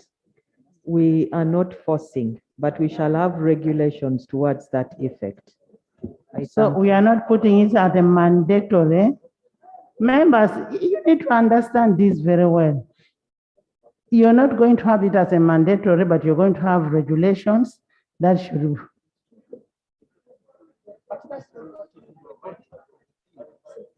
Yes, right, Honorable Speaker. Yes, Patrick. Right, Honorable Speaker. We are at a critical stage of legislation. We desire that the minister comes up open and join the team that do not want mandatory vaccination, because this, the way she's talking, it looks like she's not for it, and she says, Honorable Patrick, Minister. that is a clause that we are going to. Yes, we're inviting her at this stage, Right Honorable Speaker. At this stage, we want to inform the committee and the Right Honorable Minister, there is no reason why we subject Ugandans to mandatory vaccination of any nature. Thank you very much, Right Honorable Speaker. Honorable members, now we have started the committee stage. Procedure. Madam Speaker, before we go, I would like us to, in consideration of Rule 228, given the nature of the presentation by the chair of the committee and the minority report, that you direct that this report be published in the Hansard as it is, given that it is not. Because our Rule 228, says that the Hansard will capture it word for word, and I know that they presented, they skip some. So let that first go, because this is a very important step in processing a bill. Clark, So can you have this uploaded as it is, and whatever he said is recorded as it is in the Hansard?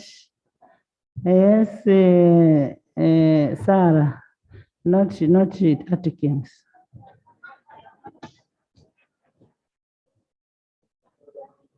Thank you, Right Honorable Speaker. Right Honorable Speaker, I want to thank the committee for the report and the ministry finally. I remember when I was in the sector, this is one of the bills that we really were working on. Finally, it is here.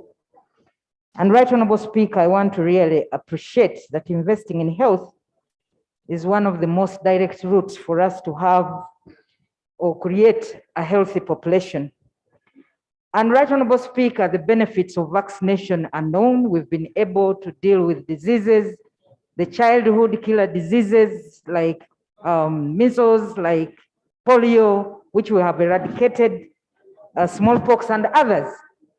And therefore, Right Honorable Speaker, it is okay for us to compulsorily immunize children so that we can protect them against those known killer diseases. The 10 diseases. Yes, it is okay. However, Right Honorable Speaker, I want to request that in dealing with this bill, we should look at two sides. There is the health side and also the human rights side. And this is where we have to be careful when we are passing this bill and using the word shall. Let us critically examine. For example, when you talk about compulsory vaccination, Right Honorable Speaker, COVID experience is still fresh in our minds. In my own village, Right Honorable Speaker, a lady was forced to have the COVID vaccine. She had gone to the trading center to buy fish. She did not leave to have that fish for dinner. And I remember, yes, she passed on. And therefore, Right Honorable Speaker, I remember even sharing with the minister. And therefore, Right Honorable Speaker, let's be careful not to make adult vaccination compulsory. Otherwise, I do support the bill, Right Honorable Speaker. It is an important bill that will help us in dealing with some of the public health. Thank you so much, Honorable Minister. The members just want a commitment from you that it's not what, you know, for us, we are not health people. Right Honorable Speaker. Vaccines, when they are brought into the country, they are brought when they have been proven to be safe and efficacious. This is confirmed by the World Health Organization and as well tested by our regulatory authority in country. Vaccination of adults is not an easy thing. And I will give you two examples. This parliament directed that we vaccinate adults for hepatitis B. To date, the response has been poor. First dose was very good, subsequent dose is very poor.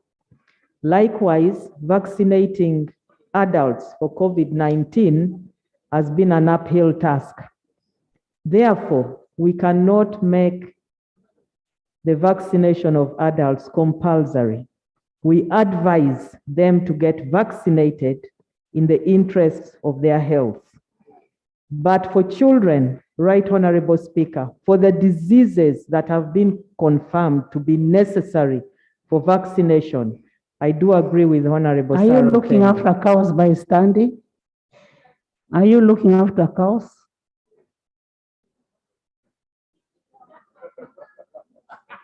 Honorable member, the minister has clarified that you cannot force people into mandatory vaccination. Adults.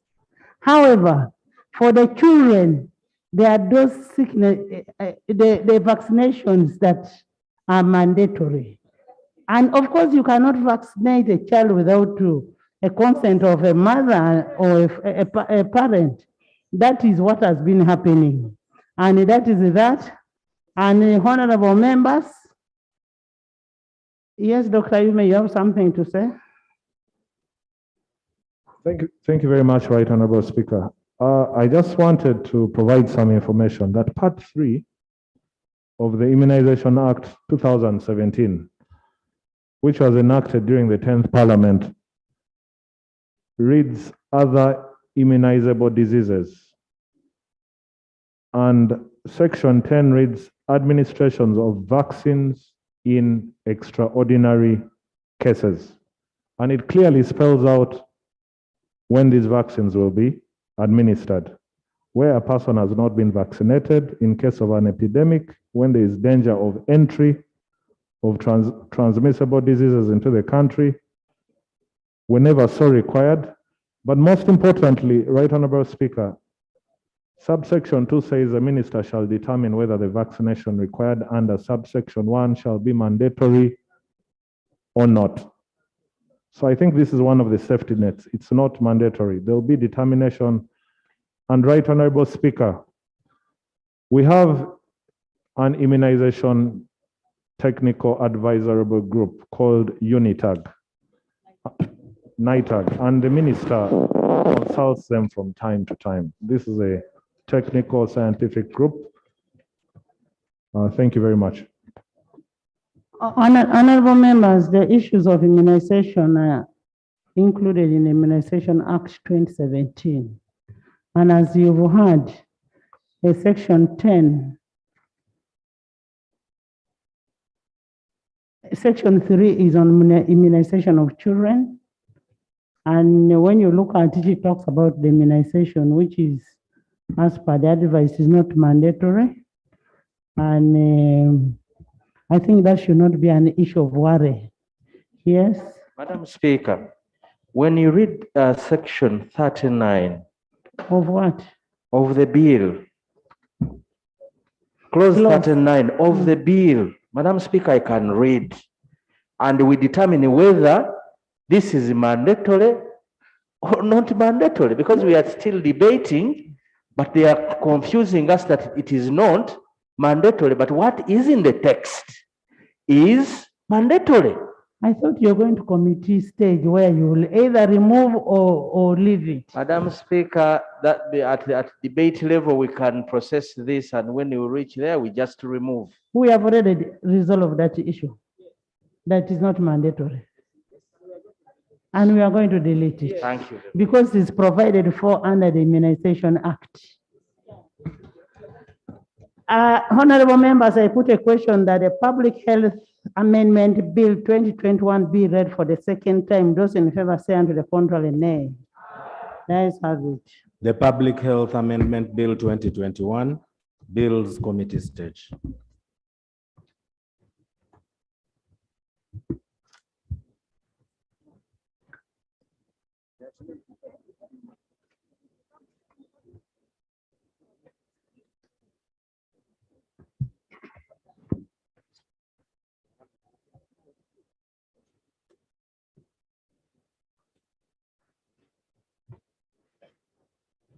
Chairperson of the committee of the whole house.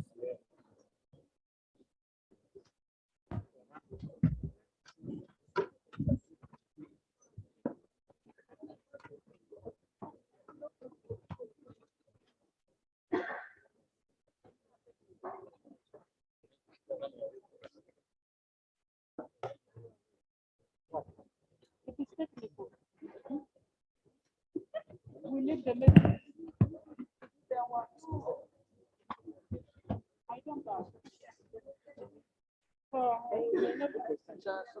Clause 1. I put a question at clause 1. Guys have it.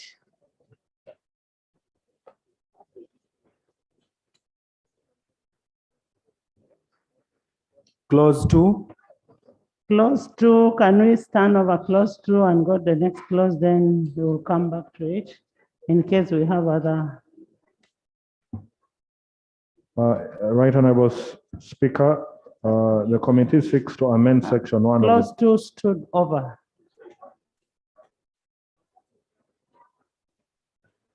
Clause 3.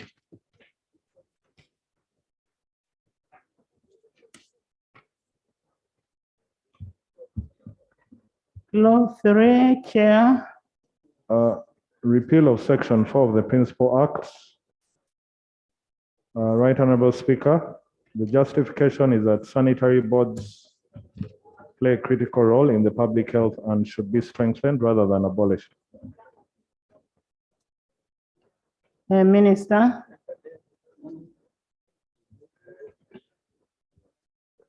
Right Honorable Speaker, the sanitary boards are captured under the Local Government Act, second schedule, parts 2 and 3. And all these actions of sanitation and hygiene were devolved to the local governments in the 1995 Constitution. So it is now a responsibility of the local governments.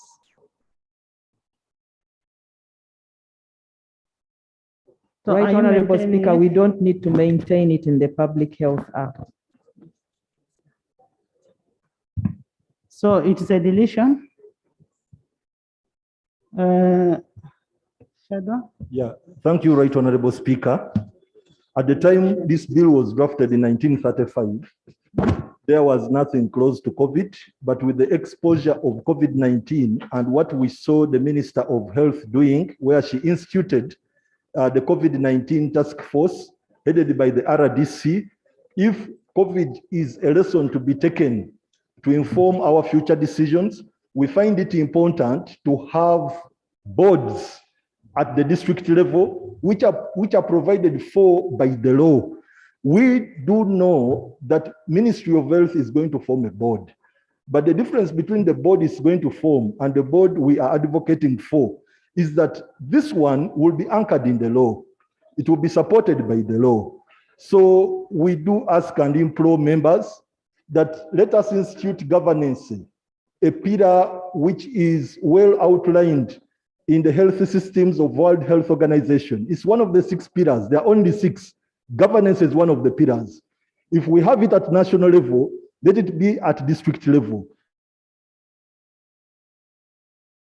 Of public health, of preventive health care, we shall see that the VHTs, the village health teams, the community health extension workers are well managed, well coordinated.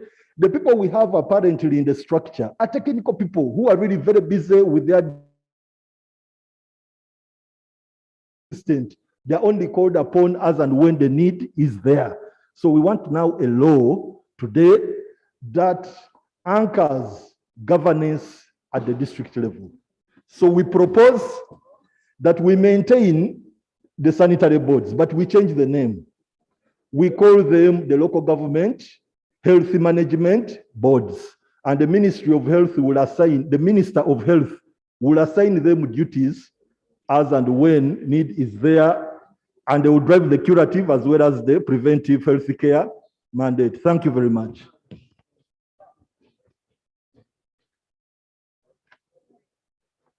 Honorable Minister. Right, Honorable Speaker.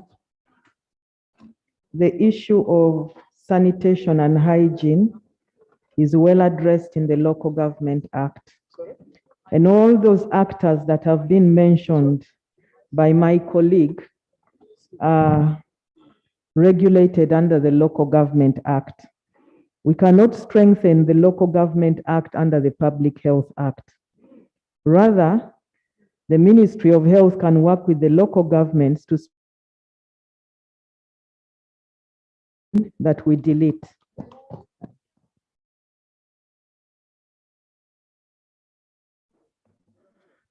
Right, Yes, Enos. Thank you, Madam Chair. I want to support the Honorable Minister because the very side of opposition, you have always pushed for a lean government. Now you're telling us they form more administrative structures, which will require resources. We have VHTs who have no allowances, who are actually demanding for more allowances. Why don't we restrict ourselves to forming more administrative units, and we have more resources to support the existing structures, like VHTs, we need more money than what they're already earning. Thank you, Madam Chair.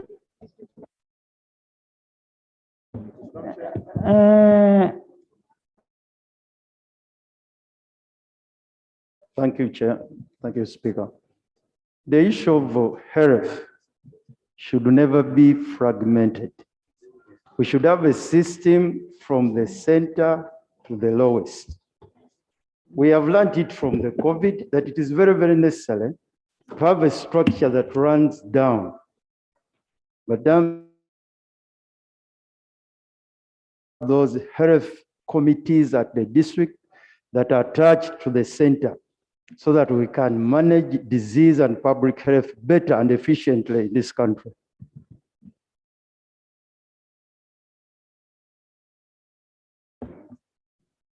Thank you very much, Madam Chair.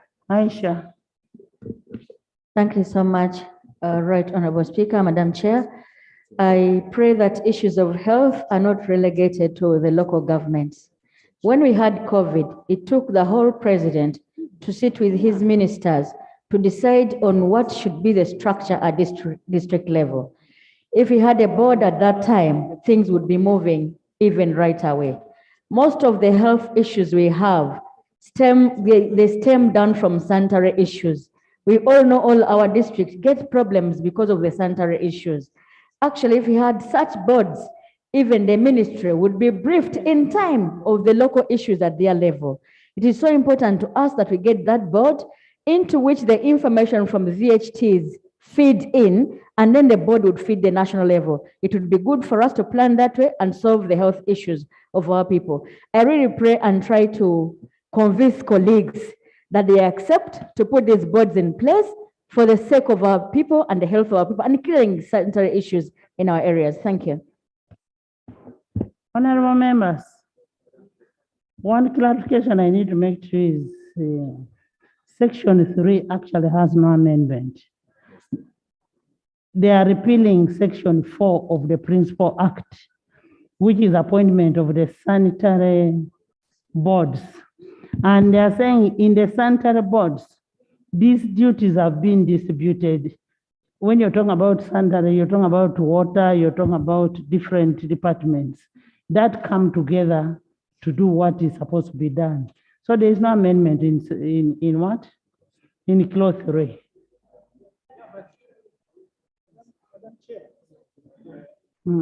Madam Chair, if I got the report from the committee well, the minister wants that section to be repealed, but the committee appears to be against it. The committee wants it to remain because they think it's very important. The committee wants it to be repealed and deleted. It's in the report. What does the chairman want? I concede that it's deleted. Because in the report, the committee had said it should not be deleted. If it's changing, it should put it on record. Then too, when you go ahead, the same committee is proposing another committee, which is the same, you are calling it a health board. So if you are deleting this one, under 6, you are proposing the same thing. Can you clarify so that the House? Clarify. Thank you, Right Honorable Speaker. The one we are talking about is the advisory boards, not sanitary boards. So clause 3 has no change. Not so, Minister. Right, Honorable Speaker, you're absolutely right. We are deleting. We don't need sanitary boards. It was overtaken by decentralization, which was approved by this parliament. I put a question that clause 3 stands part of the bill. Those in favor say to a control and nay. The ayes have it. Clause 4. I put a question that clause 4 stands part of the bill. Those in favor say to a control and nay. The ayes have it. Clause 5. I put a question that clause 5 stands part of the bill. Those in favor say to a control and nay. The ayes have it. Clause 6. Clause 6 is amended. There is amendment. Thank you, Right Honorable. Clause 6 is substitution of Section 8 and 9 of the Principal Act. Our justification is that clause 6, the committee recommends the minister shall constitute local authority health boards comprising such a number of persons as the minister may determine.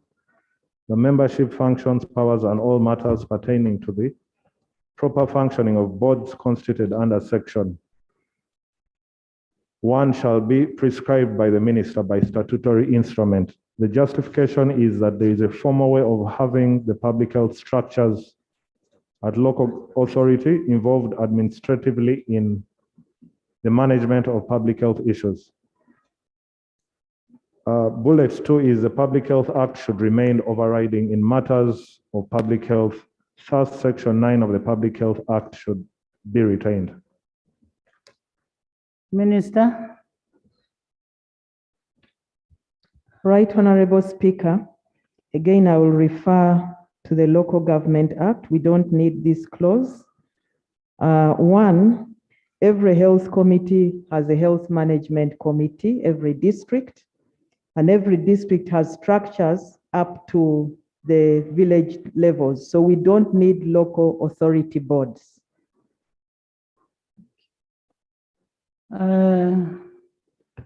Yeah, thank you, Right Honorable Speaker. For the time I've been around, and most especially when the Minister of Health was battling with COVID-19, among the changes, and most especially the very last change that she made to us here in Parliament, the Minister of Health informed us, number one, that they are going to take on a multi-sectoral approach to COVID-19. That was the time she was reacting to a situation having blocked trailers at the border, which drove the price of fuel to over 12,000 in Hoima. And so she said that she needs a multi-sectoral approach to COVID-19. We see a National Advisory Board as a forum or a platform through which the Minister of Health can effectively effect a multi-sectoral approach, number one. Number two, we also see it as an opportunity for the Minister of Health to liaise with other program-based budgeting system. We are now in the program-based budgeting system where several ministries are clustering around a single pillar. So for them not to duplicate activities, for them to well align themselves, we see this as an opportunity. Dr. Batua. Yes. You're now on which side? Are you agreeing with the committee or you are agreeing with the minister? We are with the committee, but with the committee we differ on it being a permanent advisory body. We want it to be a permanent, committee wants it to be ad You cannot hoc. have something permanent. You're living in a static world. We agree with the committee on having a national advisory board. We agree with the committee on having a national advisory board. And we see that it will help the Minister of Health, as per the words she has come here in Parliament informing us. It will help her to have a multi-sectoral approach to any disease that is disturbing us, and it will also help her. The committee is talking about local. Local authority boards. Madam Chair, we agree with the local authority boards. Yes. Yes, and we also agree with the National Advisory Board. Yes. We agree with the idea of having boards. Yes. Yes. But what we are saying, what I'm saying, you're agreeing with the committee, which is okay. Yes. But the minister is not agreeing with the committee. Now, Madam Speaker, we have what we call World Health Organization. Let me hear from the minister. You're not the.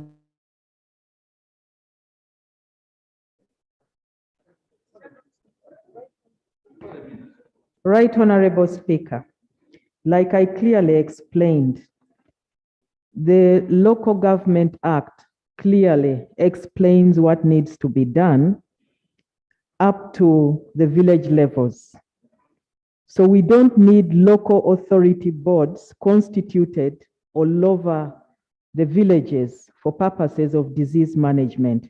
That is why we don't need this clause. I thank you. Chair. Right Honorable Speaker, for starters, we think that we recommend that all these boards are ad hoc because we are trying to rationalize as a country, so we cannot have permanent institutions to put pressure on the consolidated fund. But in regard to, I think it's an issue of nomenclature, Right Honorable Speaker, but the activities are the same, whether they are doing sanitary work, whether they are doing disease prevention, surveillance. I think the spirit is the same, but it's an issue of the title.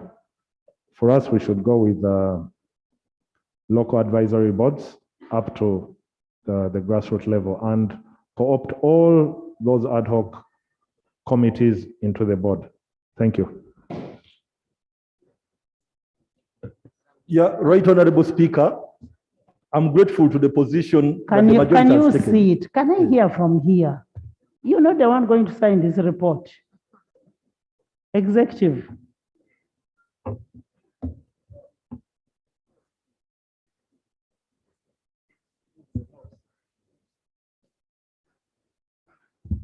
Right Honorable Speaker, I think there is need for us to have clarity. One, the advisory board is a board that advises the Ministry of Health when there is any out.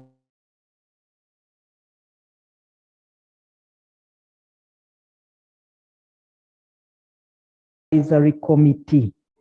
That committee gives advice which is rolled out the entire country. Local authority boards would be boards that would be at the local government levels. What would they be doing that is not rolled out from the center down to the local authority boards? And that is why I am saying the national advisory boards is only one, and it is ad hoc. When we have an outbreak, we don't need local authority boards because the same advice is rolled out to the entire country.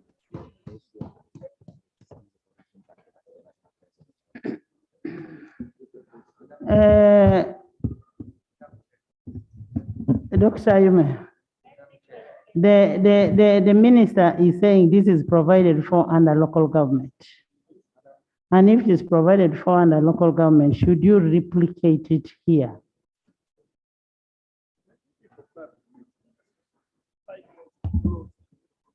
Right Honorable Speaker, at the local government, we have the district health teams, which are ad hoc, but they only commune when there is a matter of public health importance.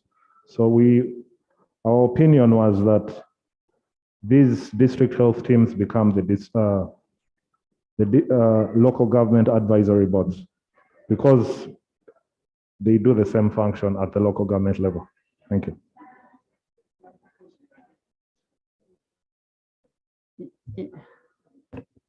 Madam Chair, I would like the chairperson of the Committee of Health and the minister to help us on this issue I'm going to raise because it's the one causing confusion. The chair of the committee and members of the health committee appears to have processed this matter, taking into consideration local authority, which is in the act, the old act. But the minister is changing that definition, replacing local authority with the authority KCCA and local government council. So if the chair of the committee can reconcile with the minister and agree, because if you put local authority here, you are talking about something else that the minister had not envisaged in her bill.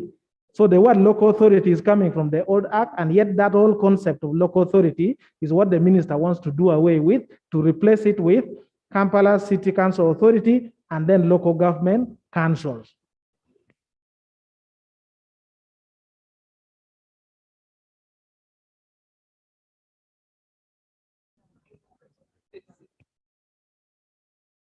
Yes, Doctor.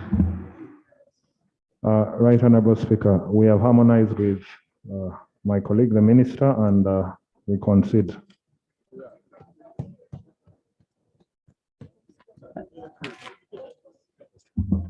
Thank you, Right Honorable Speaker. So, Right Honorable Speaker, that clause is for the advisory board of health. That is what should be maintained, not the local authority boards. Where is the advisory board now? Are you maintaining the way it is? But on an ad hoc basis, we amended it to be. Maybe in the microphone and say.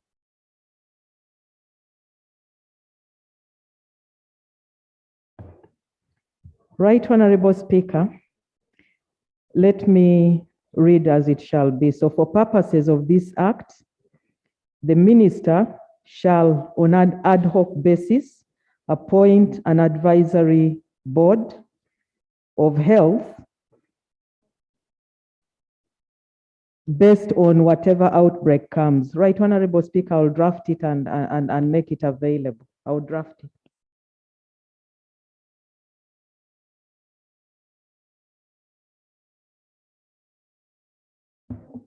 Yes, Alum.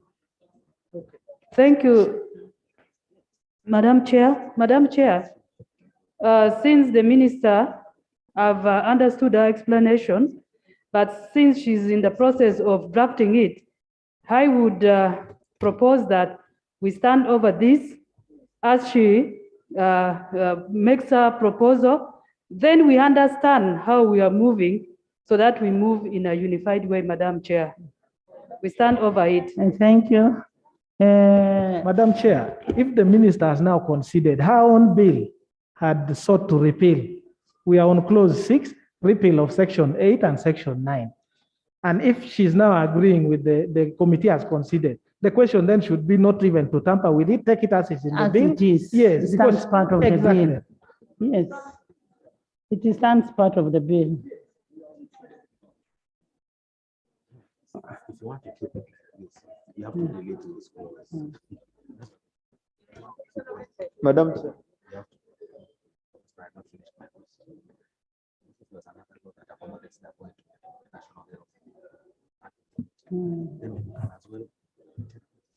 Honorable Minister.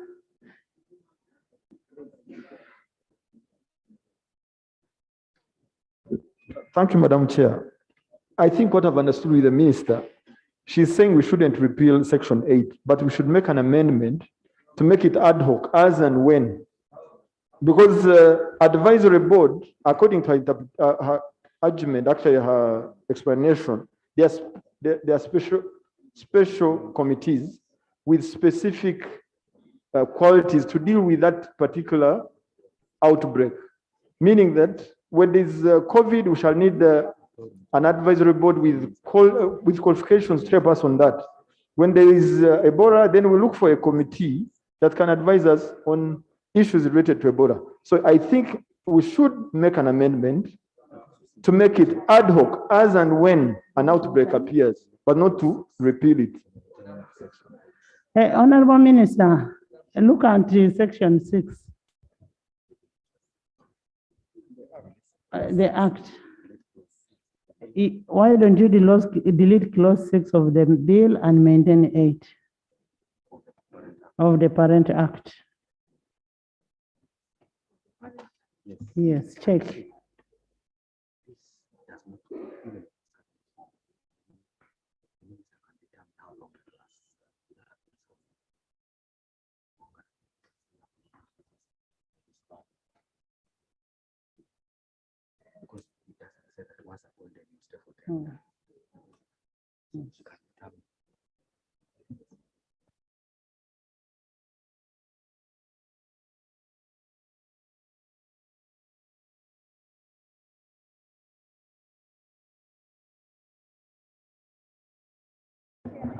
Honorable members,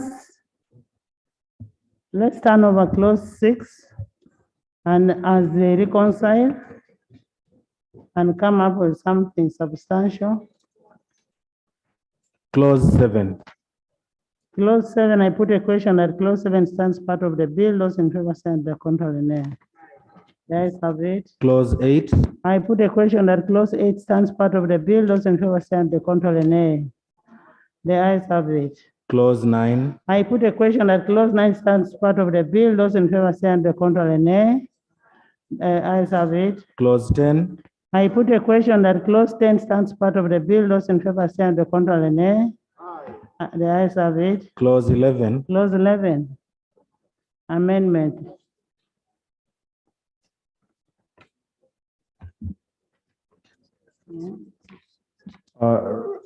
Right Honorable Speaker, clause 11 is as amended as substitute the current title with the following: destruction of contaminated beddings, clothes or articles. The word building was removed. 2 is subclause A, substitute the word secure an order of court in the 6th line with the following: seek the permission of the local authority. Right Honorable Speaker, in the event of emergencies, we cannot seek court orders given the nature of these epidemics, the spread. In subclause C, substitute the word shall with may. Justification, it's not practical to destroy buildings given the costs and legal issues. 2, it is not proper to subject such emergency responses to decisions of the court processes, save possibly for compensation after response. 3, a court appeal is not mandatory, hence the term may. Honorable Minister. Chair, I concur. I put a question that clause 11 be amended as proposed. Those in favor say and to the contrary, nay. The ayes have it. Clause 11 as amended. I put a question that clause 11 as amended stands part of the bill. Those in favor say and to the contrary, nay. The ayes have it. Clause 12. 12.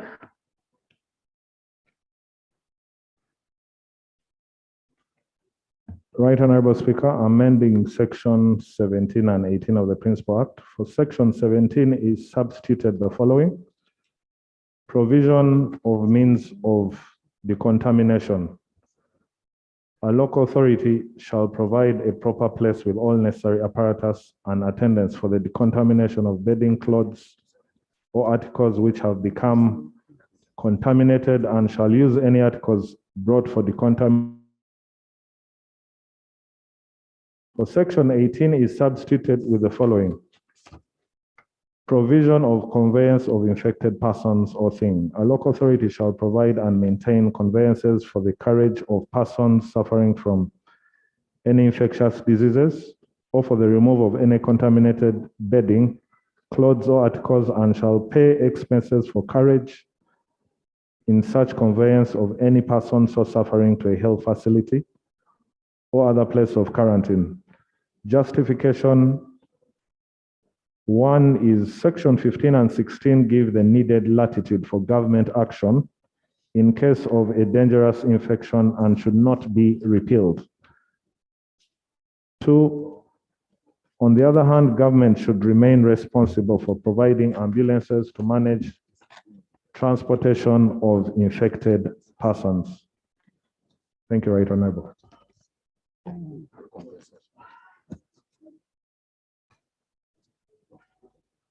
Honorable Minister.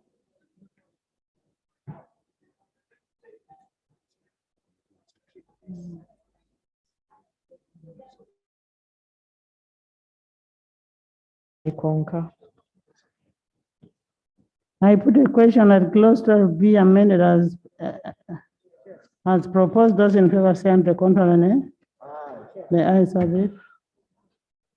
Clause 12 as amended. Chair, that the minister considered, then the word local authority should then be replaced consequentially by authority and then local government council, so that the spirit of the bill it remains. That would come on 2, clause 2. If we pass it already in the clauses, then it means we have to recommit to correct them.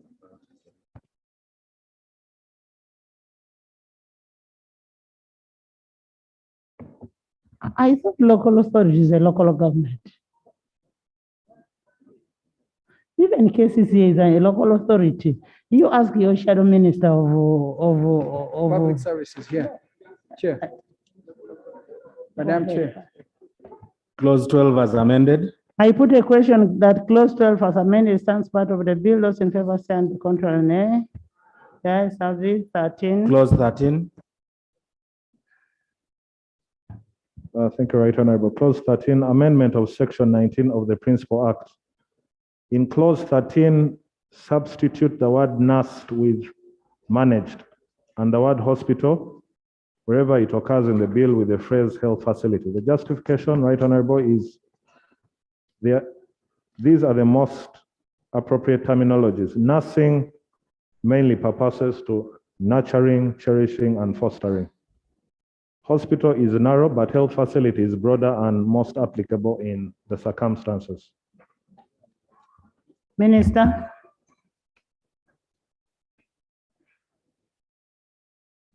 Chairperson, I concur. I put a question that clause 13 be amended as proposed. Those in favor say and to the contrary, nay. Yes, have it. Clause 13 as I amended. put a question that clause 13 as amended stands part of the bill. Those in favor say and to the contrary, nay. Yes, have it. Clause 14. I put a question that clause 14 stands part of the bill. Those in favor say and to the contrary, nay. The ayes have it. Clause 15. I put a question that clause 15 starts part of the bill. Those in favor say aye, the contrary nay. The ayes have it. Clause 16. I put a question that clause 16 stands part of the bill. Those in favor say aye, to the contrary nay. The ayes have it. Clause 17. I put a question that clause 17 stands part of the bill. Those in favor say aye, to the contrary nay. The ayes have it. Clause 18. 18, Chair.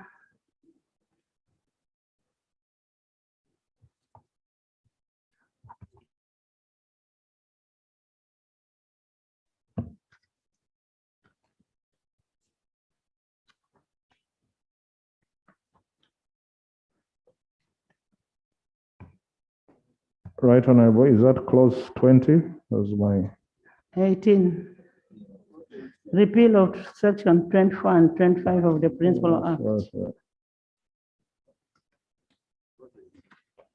Clause 18. Right Honorable. 5 of the Principal Act, delete clause 18. The justification by the committee is notification of death and removal of a person dying of an infectious disease are important in reducing the spread of infection. 2, removal and burial of a body of a person who has died of an infectious disease protects the bereaved from contracting an infectious disease. Thank you. Minister.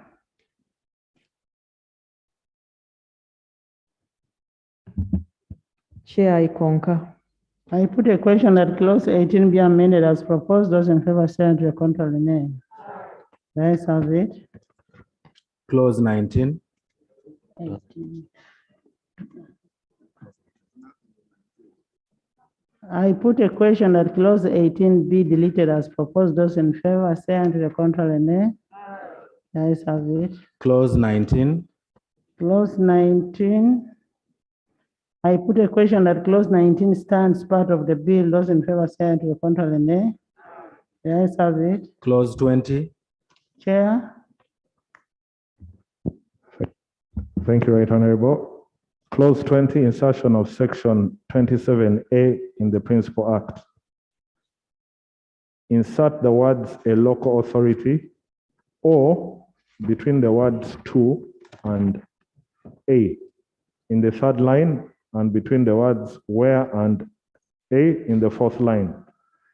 The justification is the words local authority caters for Kampala Capital City Authority. Thank you. Minister. Chairperson, I concur. I put a question that clause 20 be amended as proposed. Those in favor say aye, the contrary nay. The ayes have it. Clause 20 as amended. I put a question that clause 20 as amended stands part of the bill. Those in favor say aye, the contrary nay. The ayes have it. Clause 21. I put a question that clause 21 stands part of the bill. Those in favor say aye, the contrary nay. The ayes have it.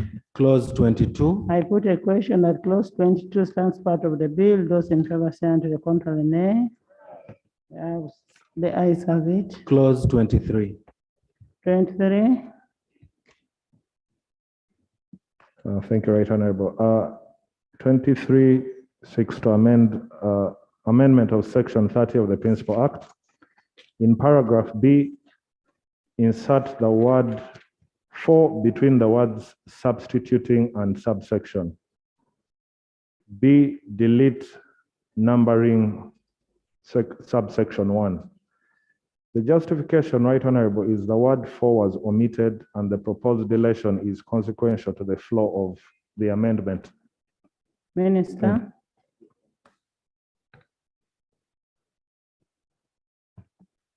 Chairperson, I concur.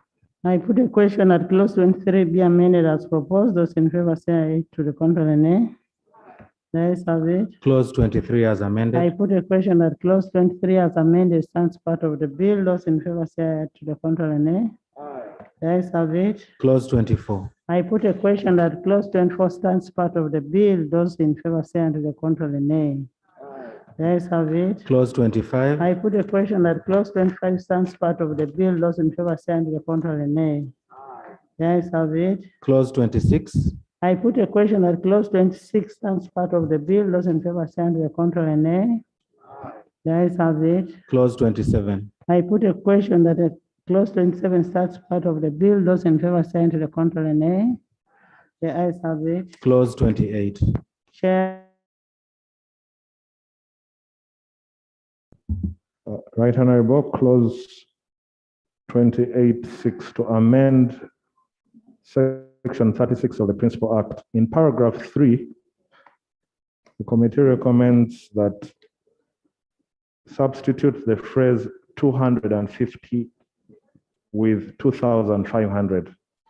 The justification: in case of corporate entities, the penalty should be punitive over and above being deterrent.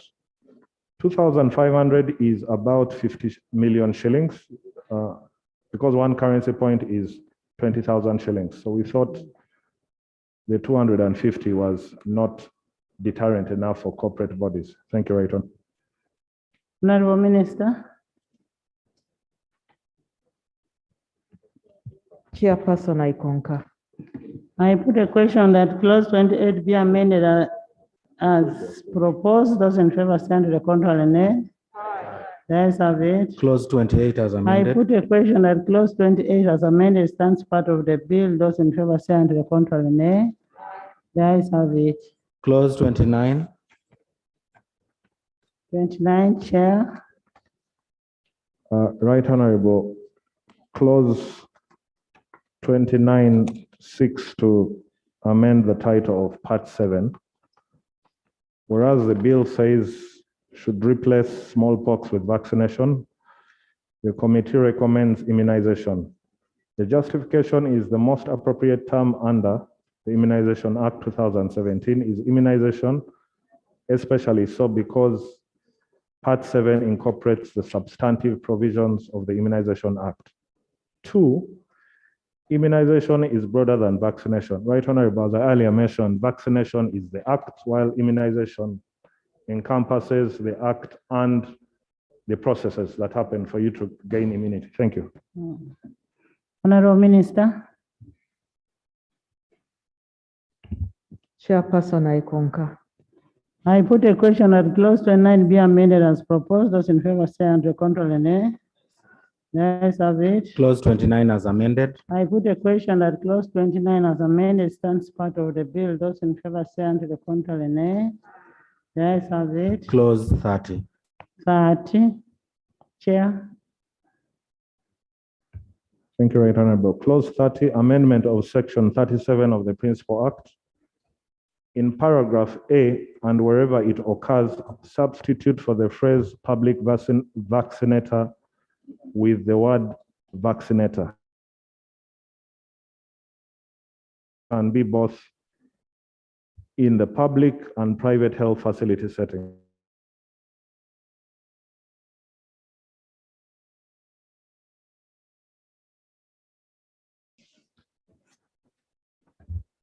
Chair, I concur.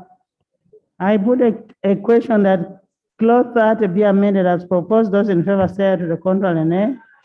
The ayes have it. Clause 30 as amended. I put a question that clause 30 as amended stands part of the bill. Those in favor say to the contrary, nay.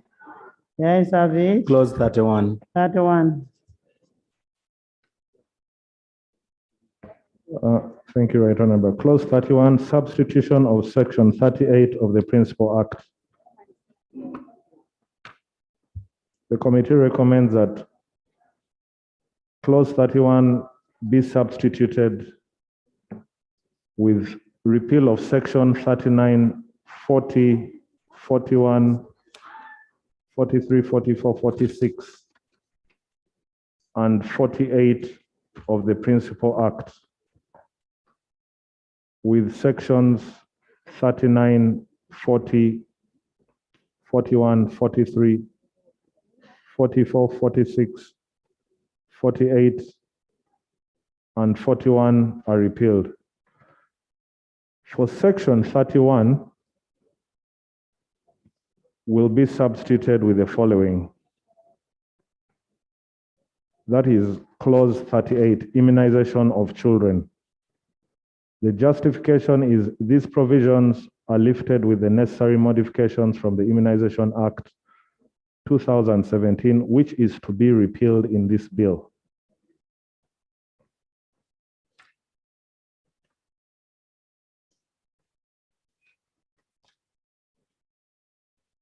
Honorable Minister. Chair, I concur. I put a question that clause that one be amended as proposed. Procedure. We have a matter on that. I have it. Close What that. we discussed that the immunization, what is repealing is in the Immunization Act. This would be a repetition of it. Right, Honorable, Chair, the Immunization Act has areas we do not agree with. It has an area that denies parents' consent. Did you discuss the Immunization Act? Yes. No, is it? We are on vaccination of children. There is an act on immunization 2017. Do you have a copy? Yes, I have it, Madam Chair. Was it part of your discussion? Yes, it was. Did you repeal it? Did you make amendments to it? We wanted to repeal it. Just bring it afresh and you do it, bring an amendment. Then you repeal, you make amendments to the act. This is a health bill. There's a difference between a health bill and Immunization Act. So bring an amendment to the act of immunization. So thank you, Chair. However, I have given you 2 assignments on immunization and then on the rights and responsibilities of patients. Madam Chair, I have a concern. Madam Chair. That clause that one as amended stands part of the bill. Those in favor stand to the contrary, nay. The ayes have it. Clause 32. Clause 32, I put a question that clause 32 stands part of the bill. Those in favor stand to the contrary, nay. The ayes have it. Clause 33. I put a question that clause 33 stands part of the bill. Those in favor say aye, and to the contrary, nay. The ayes have it. Clause 34. 34, Chair. Right Honorable, clause 34 seeks to repeal section 41 of the Principal Act.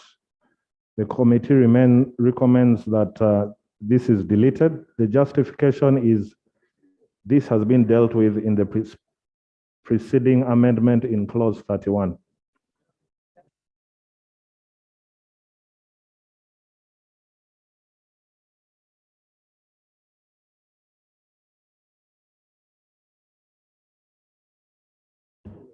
Chair, I concur.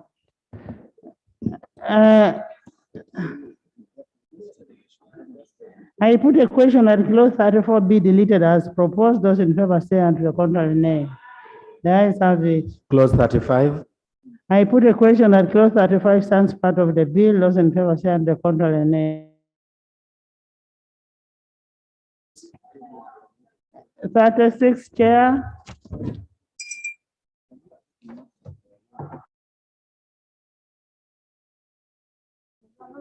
Clause 36 is repeal of sections 43 and 44 of the Principal Act. The committee recommends that clause 36 be substituted with the following: repeal of section 43 of the Principal Act. Section 43 of the Principal Act is repealed. The justification is the proposed amendment of section 38 subsection 1 reaffirms that vaccination will be free of charge. Hence, the repeal of section 43 would be a duplication. Bullet 2, there is need to maintain a provision for vaccination of inmates in institutions like Butavika, prisons, etc.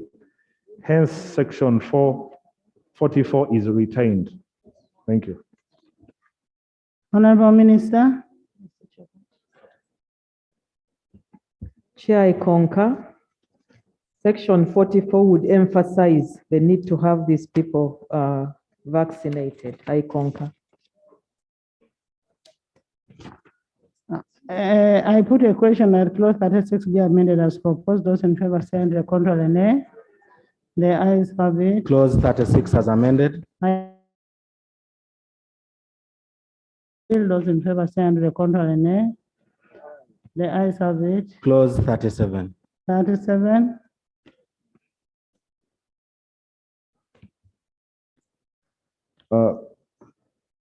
Right Honorable, amendment of section 45 of the Principal Act. The committee recommends that clause 37 is substituted with the following. Substitution of section 45 of the Principal Act. For section 45 is substituted with the following. Admission for education. This admission for education and penalties. The justification is these provisions are currently law in the Immunization Act and should be adopted in the Public Health Act rather than being repealed. Thank you. Minister.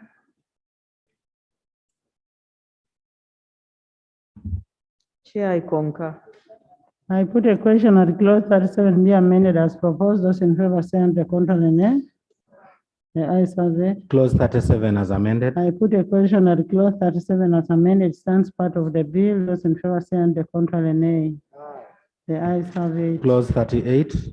I put a question that clause 38 stands part of the bill. Those in favor say under the contrary, nay. The ayes have it. Clause 39. Chair. Thank you, Right Honorable. Substitution of section 47 of the Principal Act. Substitute clause 39 with the following. Substitution of section 47 of the Principal Act. For section 47 of the Principal Act is substituted the following. Mass vaccination and revaccination. Thank you, Chair. We had the extensive debate. The minister rightly pointed out that she will not be seeking to proceed with this amendment. Wouldn't it be proceeded? I write that. Let him first read it, then the minister comes in to let him read it. Thank you, Right Honorable. The justification is the responsibility to call for mass vaccinations should be the preserve of the minister. Thank you.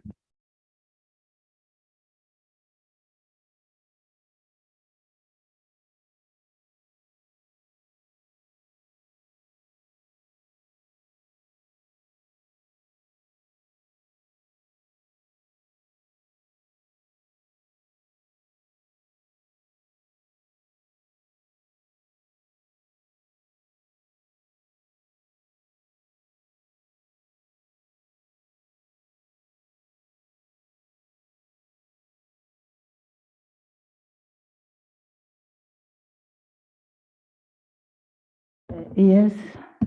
Madam Chair, Section 47 in the Principal Act talks about smallpox mainly.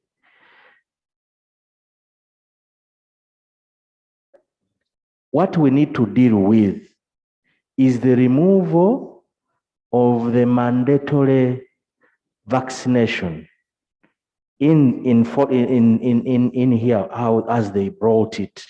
What they brought is not bad, but the problem is making it mandatory. And Madam Chair, that's all we need to deal with in this section. In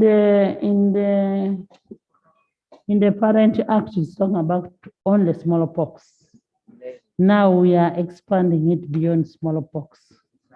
But Yes. what we need to deal with is to remove the mandatory bit that had been inserted here.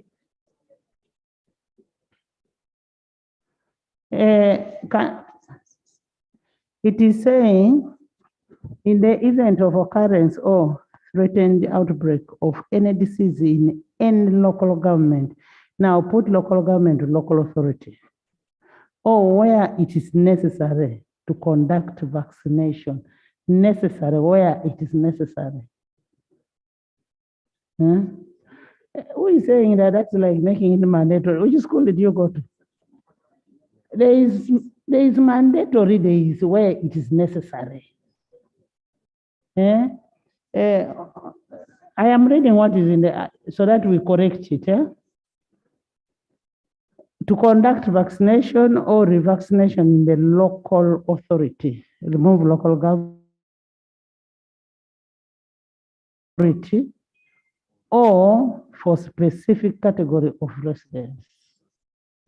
Honorable. Madam Chair, we remove the word all there. All there.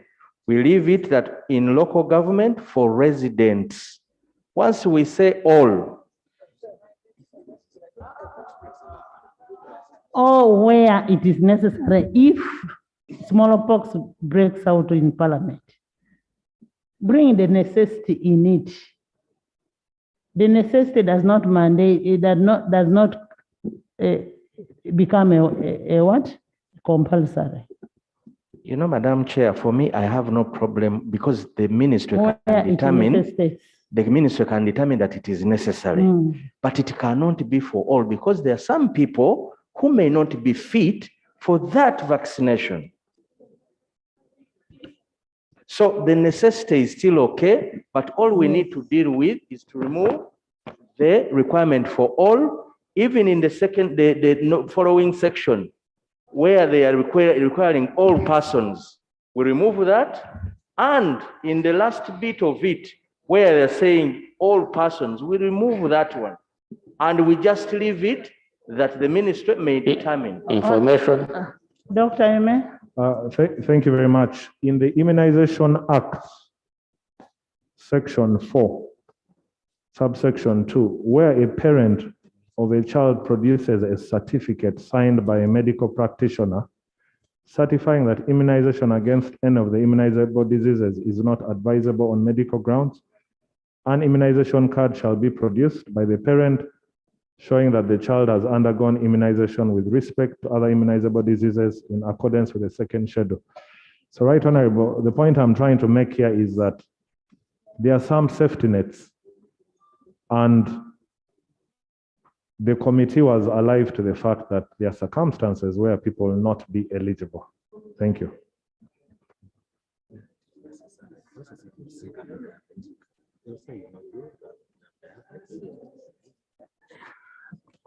Honorable Patrick, where they're saying where it is necessary, that's why when you go for immunization, you go for anything, they ask, do you have any allergies?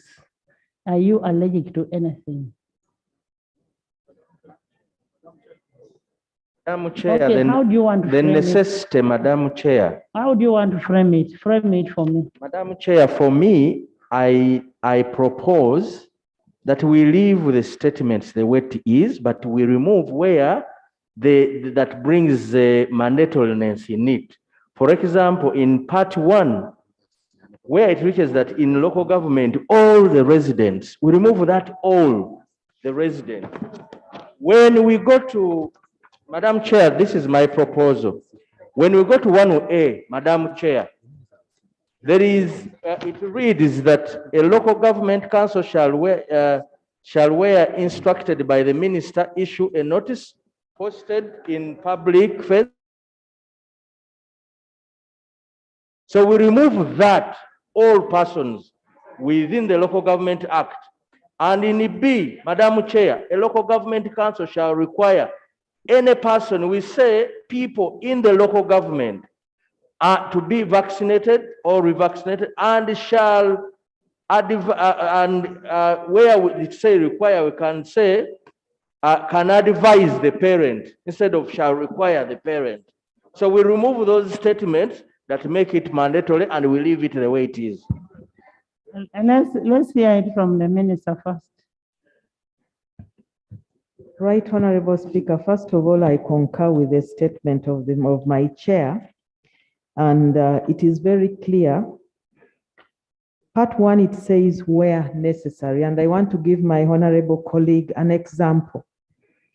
About 10 years ago, we had an outbreak of yellow fever in northern Uganda, and it became necessary to vaccinate everyone in that part of northern Uganda, which was actually sub-region and part of Lango sub-region, to prevent death.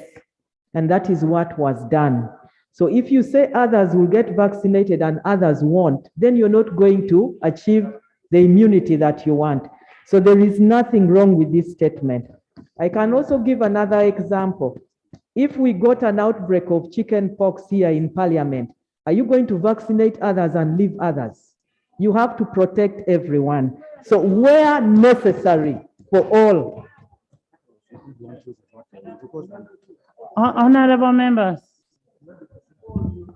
members, one thing you need to know, that government has a public duty to ensure that everybody is safe. That is a public duty that the government has. And in this statement, I don't know where you're putting that it is mandatory, where it is necessary. Madam Chair, in Thank you, part Madam two, Chair. in part two, Madam Chair, it says a person who fails and neglects to comply with this requirement under this section commits an offense and is liable on conviction to a fine not to exceed 200 currency points. So, Madam Chair, that statement alone, you have already said everyone must, and that cannot be accepted, Madam Chair. And the minister committed that she's not up to mandatory vaccination.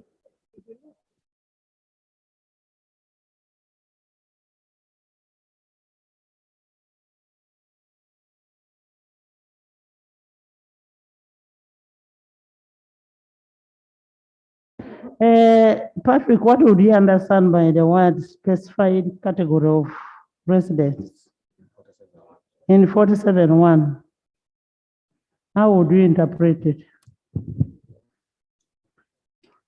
47.1, 1, under clause 39. No, that's where we are. That's where we are.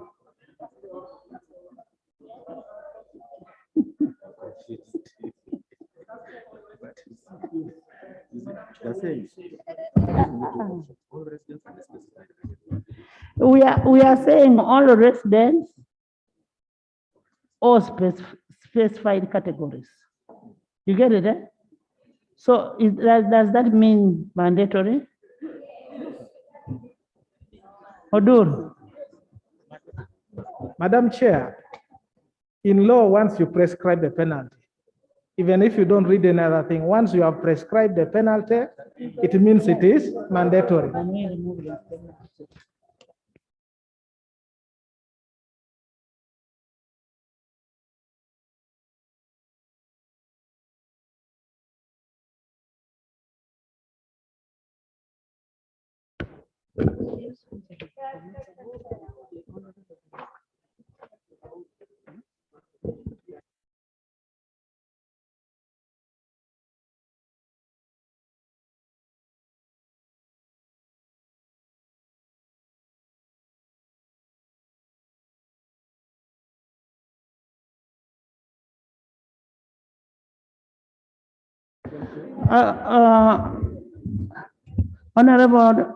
Honorable Minister, why don't we remove the penalty? And you will specify that in the regulations. You get it, eh? Because when you put a penalty, that now amounts to a compulsory.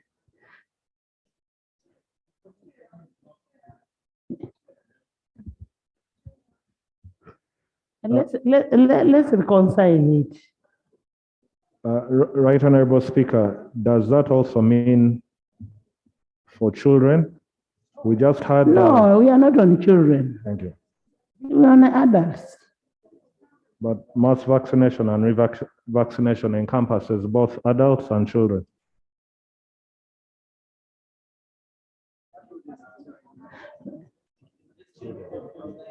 Children is in B. Children is on B.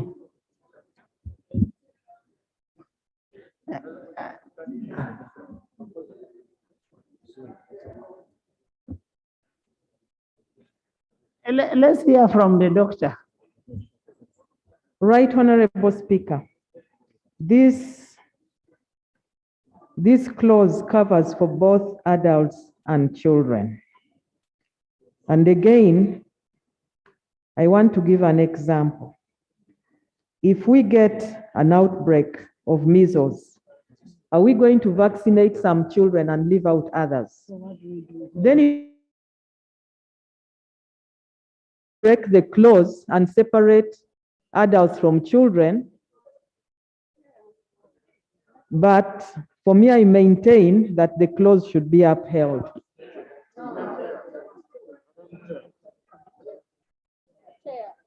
Chair.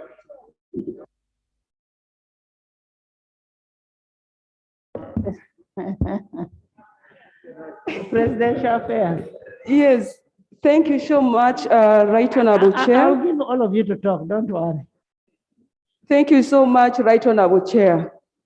You guided us very well before you came to committee stage. And we had built consensus that we are not agreeing with the blanket compulsory vaccination.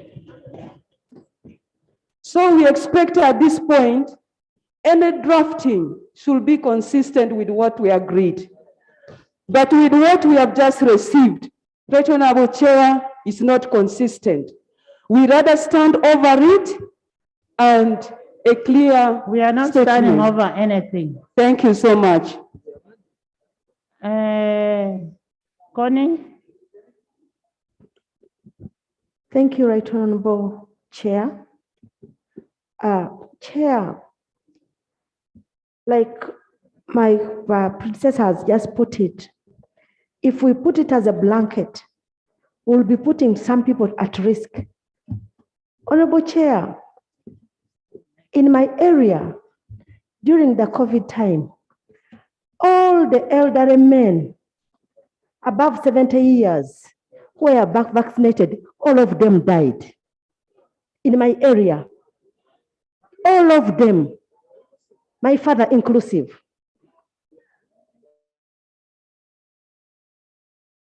Part of this, where I may put other people at risk. Government must do a lot of its work of sensitization and make sure that even the children, it is with the consent of the parent and also with a lot of sensitization. Otherwise, I want to tell you that there are many people who have never been vaccinated right now, COVID, but because we have SOPs, we are coexisting. I want to thank you, Chair. Dr. Bedi. Dr. Kaga. Abe? He said a bit. Dr. Kaga is also present. Honorable Chair, when you read the clauses that we are considering, they are mandatory. There is no space for anyone to say no to vaccination. They are mandatory both in the children and in the adult. When we discussed the principles of this bill, we agreed that we are not going to enact any provision that is compulsory.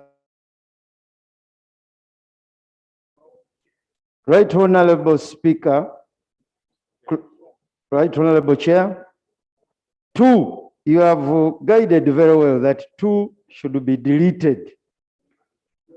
But also 1B, when you read it clearly, at the end of the day, the whole 47 has problems, except when we say there are going to be exemptions, unless we put provisions for exemptions. If we can include provisions for exemptions and then remove 2, we delete 2, it will make it better. Right, Honorable Chair. Honorable Dur. So, Madam Chair, now you're making a provision of amendment. Yes. Madam Chair, I propose that clause 47, 1B and 47(2), providing for an offense and conviction be deleted. The justification is that for children, we have already provided comprehensively for vaccination of children under clause 31, which seeks to amend 38. So the children have been I put a, Honorable Minister, are you in agreement with the amendment? That is what we have agreed, yes. Chair, part 2, I am in agreement, but part B should be maintained because the minister should inform the local authority. And that is, I think that is fine. So can you now, Odur, that is administrative. I put a question that clause 39 be amended as proposed by Honorable Odur and Honorable Dr. Cheng. Those in favor say under the contrary nay. The ayes have it. Clause 39 as amended. I put a question that clause 39 as amended stands part of the bill. Those in favor say under the contrary nay.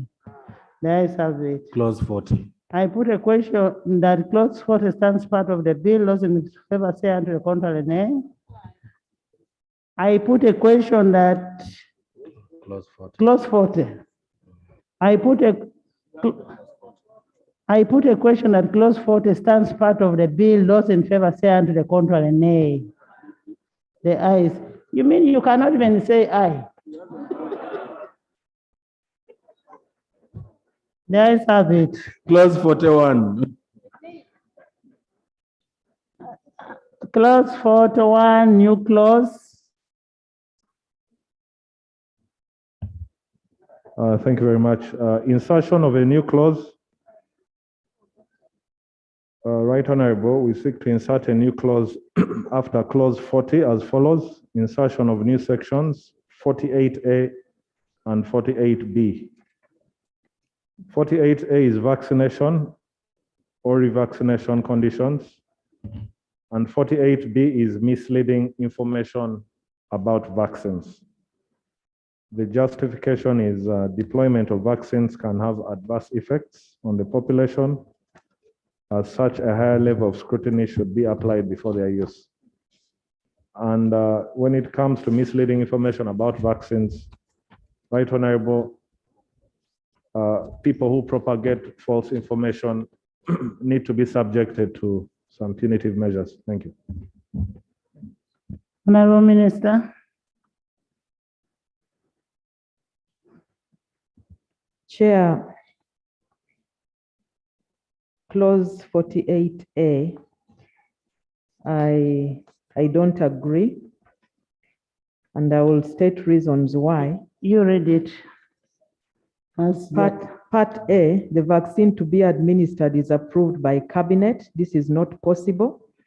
The vaccines are approved by our regulatory authority, which is NDA. Cabinet already, as government, put in place this regulatory authority. So we cannot take vaccines to be approved by cabinet. So I disagree. But cabinet is not an approving body for a vaccine. That's what is here. That's why I don't agree. Yes. Part B is already catered for under Part A, so I also don't agree. Part C, there are already systems under NDA for pharmacovigilance and monitoring adverse events following immunization, so I don't agree. Part D is already in the law that government has to provide vaccines free of charge, so it is obvious. Part E, the government has ensured that persons required to be vaccinated or revaccinated have access, is already addressed.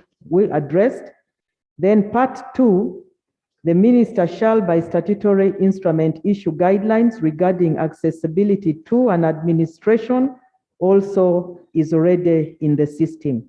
So 48A, I request that it should be collapsed. 48B, I concur.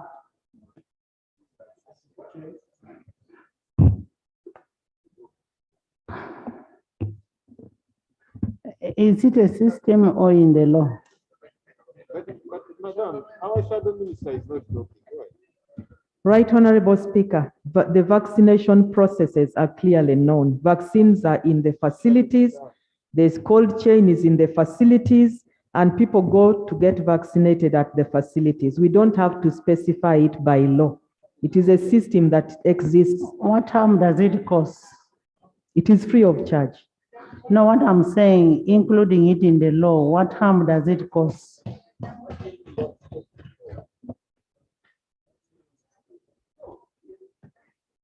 Right, Honorable Speaker.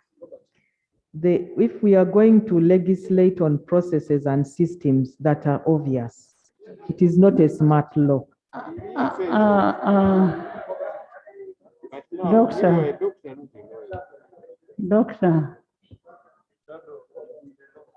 Doctor, we need something prescribed in the law, not the obvious. Because if it is the obvious, if we are to rely on the obvious, why would we be sitting in this house? Yes. We need it in the law. Yeah, it should be comprehensive. It protects you as a person, as an institution, as a country. And the only thing that I want you to change is cabinet to NDA.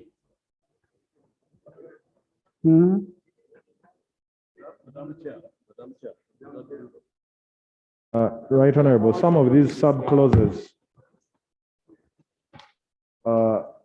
highlight the obligations of government in the law, like free vaccines, access to information. And that is the noble duty of the country.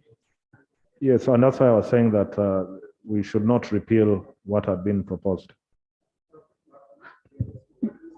The approval is done by an NDA, not by cabinet.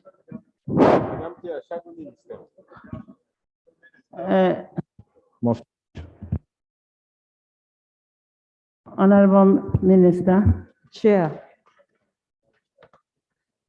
replacing cabinet by NDA, I do agree, but part B,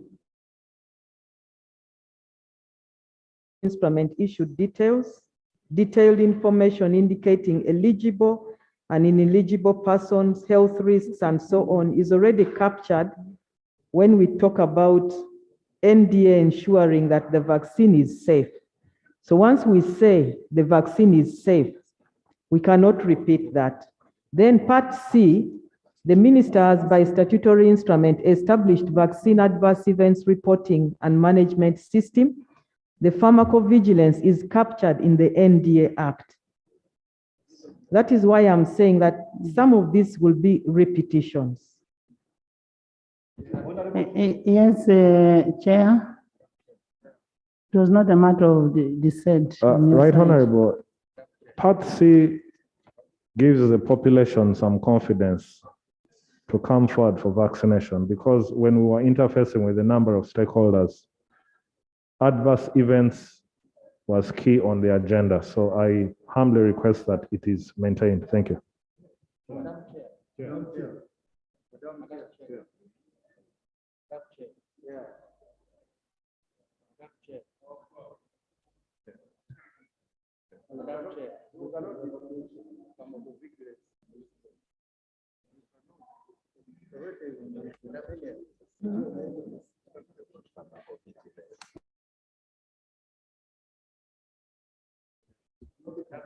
Madam Chair, I have a problem with this 48B. Madam Chair, 48B, which the minister wants also to stand here, and she's comfortable with it. When it is the minister to determine which is misleading information, you're taking away any right of people to comment and complain about these vaccines. So, Madam Chair, whereas the committee had proposed this, I propose that it be deleted and we don't include it, because then we are denying people the right to say anything about these vaccines. Thank you very much, Madam Chair. Honorable members, we are changing cabinet to NDA. We are deleting B because it's in the NDA Act. We are deleting C. Then the rest remains as a new clause. The rest, I put a question that the proposed new clause stands part of the bill. Those in favor, say aye, and the contrary, nay. The ayes have it. Clause 41. Clause 41, Chair. Right Honorable, repeal of Part 8 of the Principal Act. In place of Part 8. Pardon? Repeal of what? Amendment, that's 41? Yes. Yes, Aisha. Thank you, Chair. Chair, we want to create a law that we will all embrace and be happy to have been part into writing. It kills the spirit when the minister for the alternative side stands consistently and is not given the opportunity. And later on, the leader of opposition also stands and is not given the opportunity. I am wondering, Chair, are we proceeding well when the alternative side is not listened to? Thank you. The law that we are making is a Ugandan law, not for opposition, not for the ruling government. That's one. Number two, it depends on, this was not an issue of dissent. The person who has even given us the information is from opposition. That's Dr. Bedi. He's from opposition. Is he from NRM? And it depends on what somebody is standing to say. I mean, you can get from the face of it. Aisha, you've always stood, and I know you're going to say something that will move this country. 41, rule 41, clause 41, clause 41. Repeal of Part 8 of the Principal Act. In place of Part 8, insert the following new part and number accordingly. Part 8 should read non-communicable diseases. And the proposed section would be application to non-communicable diseases. That is 49. Section 50 is health promotion and awareness. Section 51 would read collaboration and with other entities. The justification is there is need to include and address non-communicable diseases in the law for visibility and proper disease prevention and control of NCDs to match the curative aspects of disease control. NCDs are on the rise and government action should be mobilized to stave the risk factors. Minister.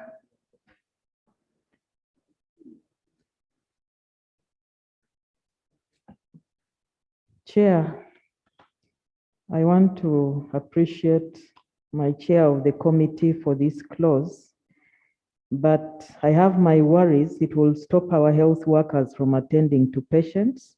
So we need to amend this clause. It's very ambiguous. And the way it is, it will subject health workers to litigation at all times. So I request that it is amended. And I am still reading, Chair. I'm not very legal. I'm still reading and amending. Lob.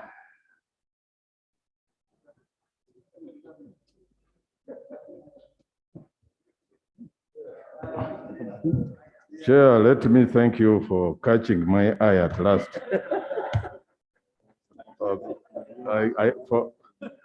Madam Chair, as the chair of the committee vividly put it that this decision is health decisions will be made, or rather will be a preserve of the minister.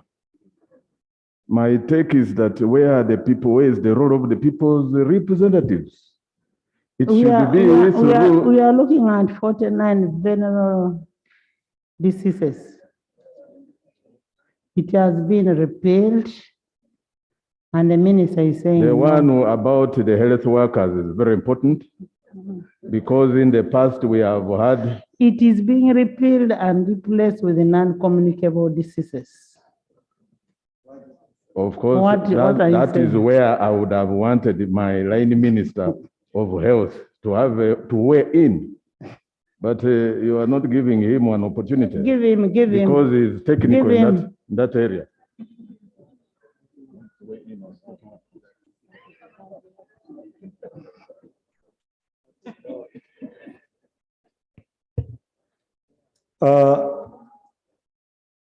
Yeah, thank you, Right Honorable Chair.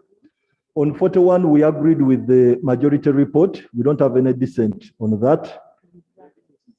Where we had dissent, yeah, thank you, Right Honorable Chair, for this opportunity. On 41, that is non-communicable diseases, we have no dissent. We agree that there should be a preventive approach to that. Right Honorable Speaker, Honorable Chair, while I was in Finland, I was informed that You give me the amendment. there's no amendment on that. So we delete We concur with the majority report.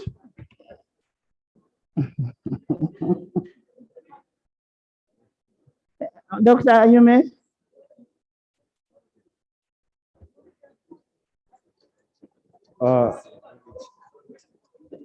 Right Honorable,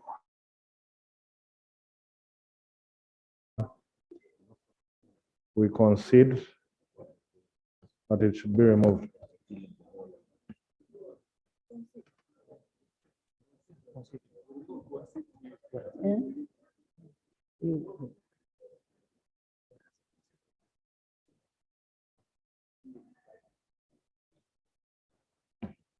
Madam Chair, it appears that now that the chairperson of the committee has conceded, then we'll go with what was in the bill. Repealing part 8 without replacing it. You're repealing part 8 without replacing it? Chair, that's what we are doing. Okay. That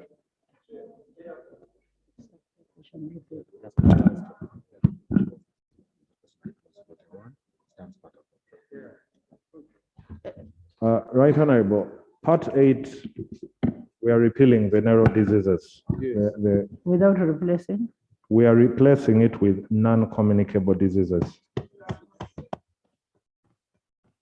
The proposed section 49, application to non-communicable diseases, subsection 1, the area of contention is where the minister, a local authority or medical practitioner is required to act or desist from acting. I think that's our differing point with the minister. So we're asking that this point be redrafted. Thank you, Right Honorable.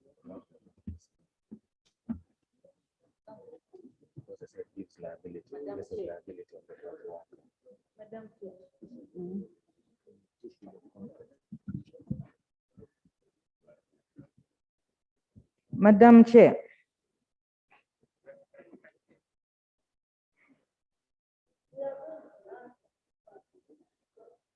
Yeah.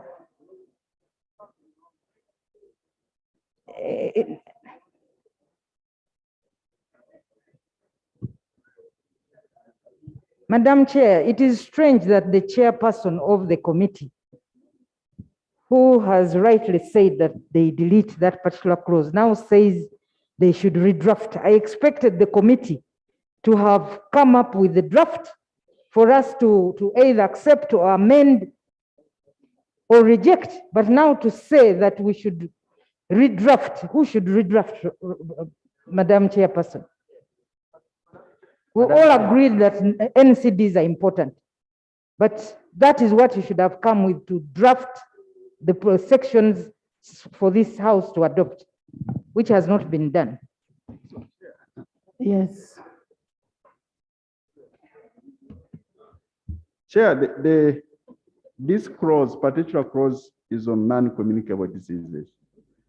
But what we are saying, 49, application to non-communicable diseases, the proposal by the committee appears not to be very clear. But when you go to 50, it's very clear about health promotion and awareness. Collaboration with other entities is very clear. So the clause stands, but without 41. And that's what. Without 49. Without 49. And that will read well. We shall still cater for non-communicable diseases under 50 and 51, but then we deal away with 49 because it. I want to propose that 49 under clause 41 as proposed by the committee be deleted and we stay with 50 and 51. Chair, is that agreeable? Right Honorable Speaker, I concur. I put a question that clause 41 be amended as proposed. Those in favor say on the contrary, nay. Yes, have it. Clause 41 as I amended. put a question that clause 41 as amended sounds part of the bill. Those in favor say on the contrary, nay. Yes, have it. Clause 42. I put a question that clause 42 stands part of the bill. Those in favor say on the contrary, nay. The ayes have it. Clause 43. I put a question that clause 43 stands part of the bill. Those in favor say on the contrary, nay. The ayes have it. Clause 44. I put a question that clause 44 stands part of the bill. Those in favor say on the contrary, nay. The ayes have it. Clause 45. I put a question that clause 45 stands part of the bill. Those in favor say on the contrary, nay. The ayes have it. Clause 46. I put a question. Nay.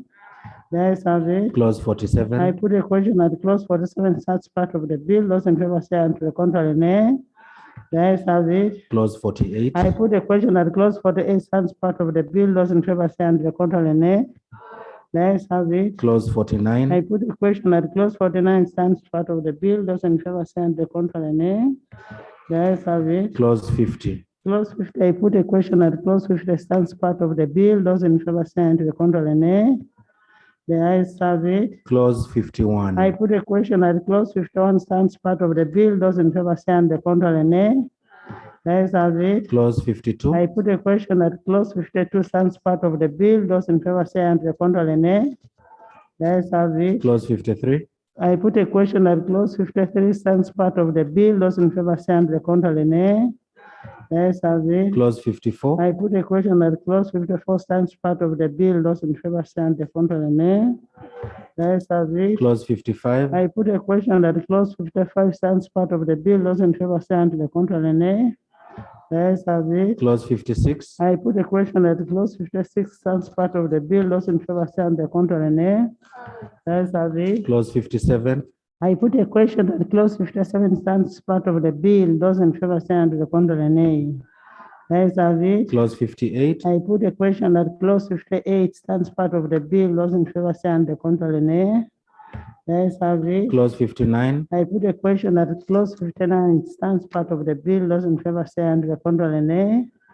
The ayes have it. Clause 60. I put a question that clause 60 stands part of the bill. Those in favor say on the contrary, nay.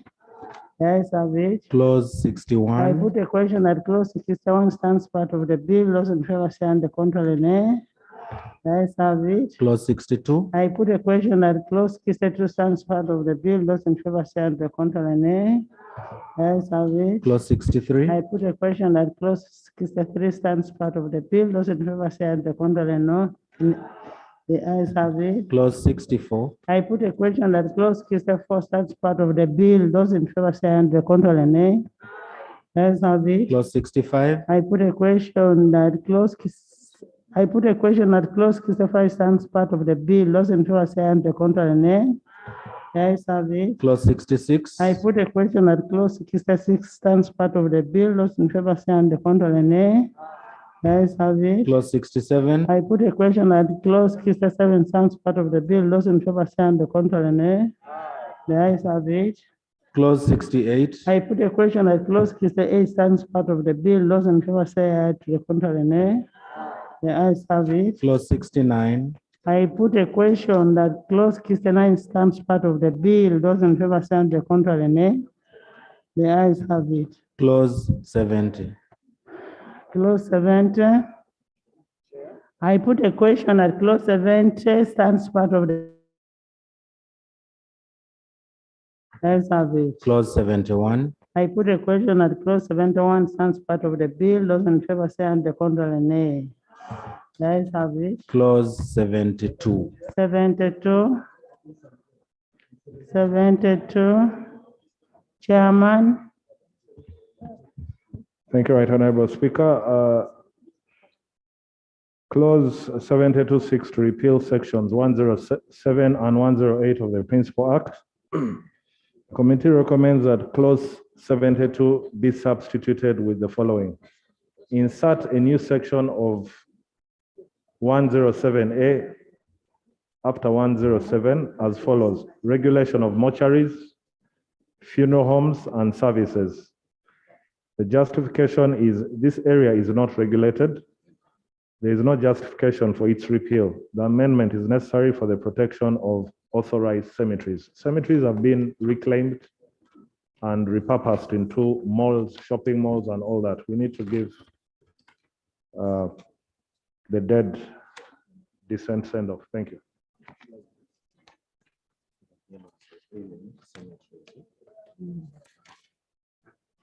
Honorable Minister. Chair, I concur. I put a question at clause 72 be amended as proposed. Those in favor say and the contrary nay. The ayes have it. Clause 72 as amended. I put a question at clause 72 as amended stands part of the bill. Those in favor say and the contrary nay. The ayes have it. Clause 73. Clause 73, Chair. Thank you, Right Honorable. Clause 73 seeks to amend is amendment of section 109 of the Principal Act. In paragraph A, substitute the word magistrate with court.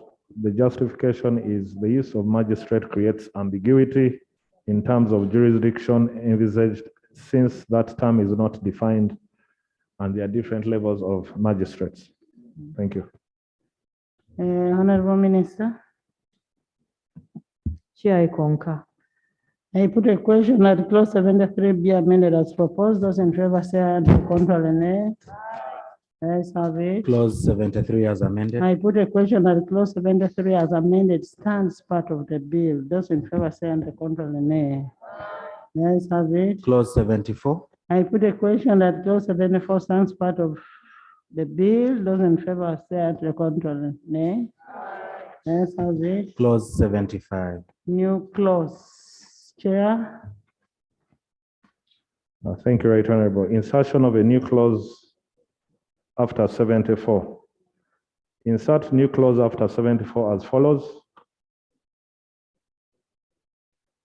Government shall take all practical measures to ensure provisions of basic medical services to the population.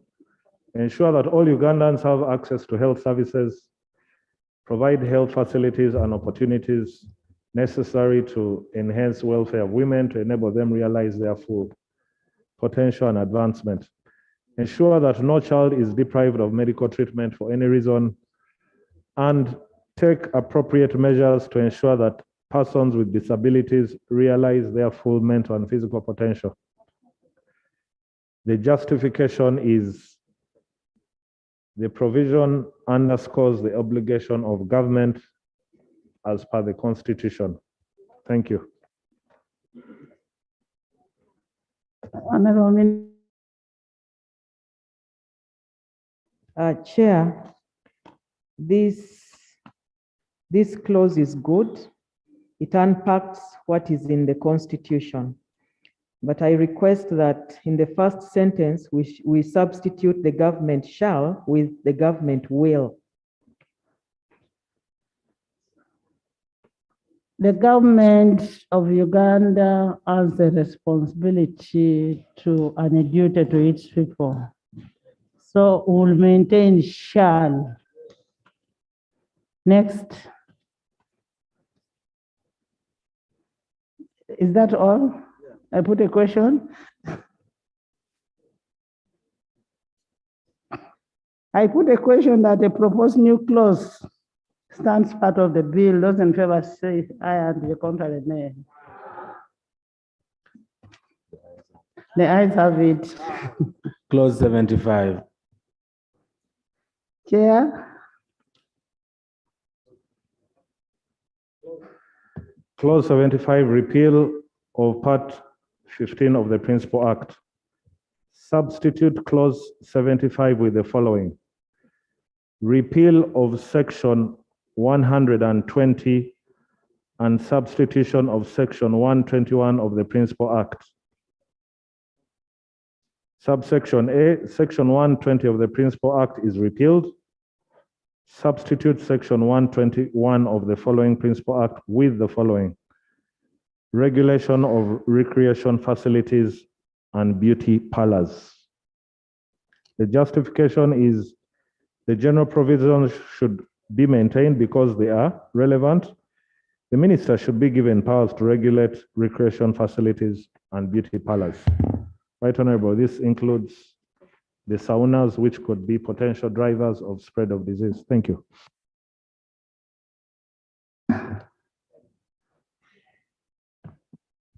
Chair, this provision is already captured in the Local Government Act 43, and the Minister of Health can only make the rules, and this is captured under Section 104, subsection 2 of the Public Health Act. So I request that we maintain it as it is in the Local Government Act.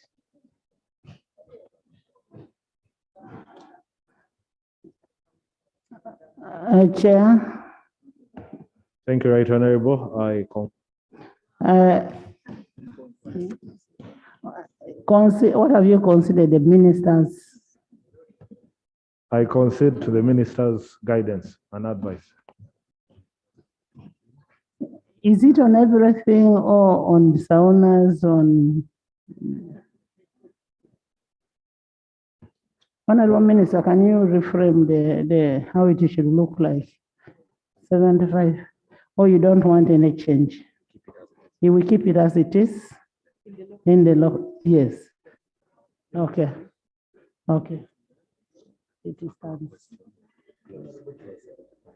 I put a question that clause 75 stands part of the bill. Those in favor say aye, and to the contrary. The ayes have it. Clause 76. The Minister of Local Government had already given us a go ahead. Yes, she had given us a position.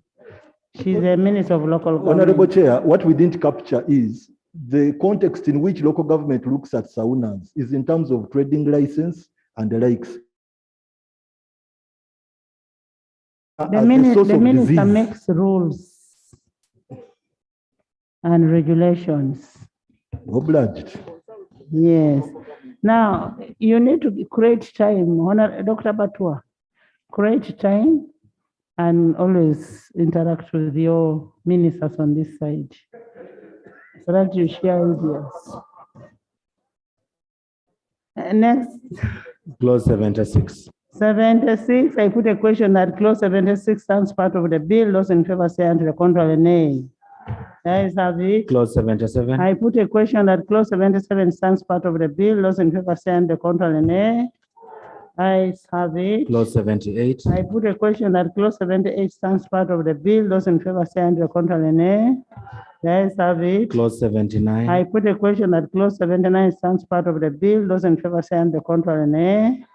The ayes have it. Clause 80. I put a question that clause 80 stands part of the bill. Those in favor say aye, and the contrary nay. The ayes have it. Clause 81. I put a question that clause 81 stands part of the bill. Those in favor say aye, and the contrary nay. The ayes have it. Clause 82. I put a question that clause 82 stands part of the bill. Those in favor say aye, and the contrary nay. The ayes have it. Clause 83. I put a question that clause 83 stands part of the bill. Those in favor say aye, and the contrary nay. The ayes have it. Clause 84. I put a question that clause 84 stands part of the bill. Those in favor say aye, and the contrary nay. The ayes have it. Clause 85. I put a question 85. Thank you. Chair, the heading of 85 that seeks to replace 132 is protection of the authority and local government and the employees from personal liability. Even the text seems to suggest that the authority and local governments are immune. And yet the intention is the employee, their employees, the ones supposed to be protected. If they do any acts under lawful direction of the authority or the council. So we should, if we maintain it the way it is, it means it will be impossible to sue the local authorities in case they make decisions that affect people personally. So I would propose that we reframe it to remove the authority and local government and only take care of the employees of the authority from personal liability.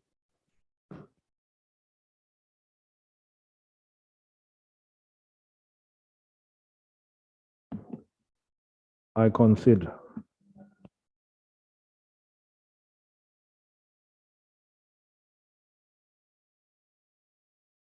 And can you reframe it? Reframe the amendment.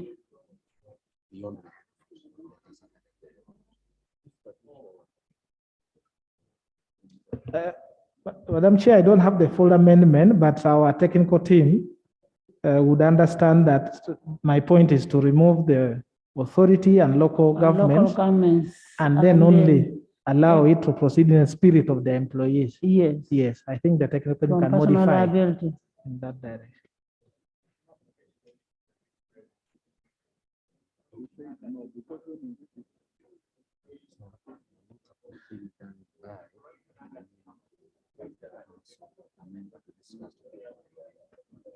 No. Member of employee of the council.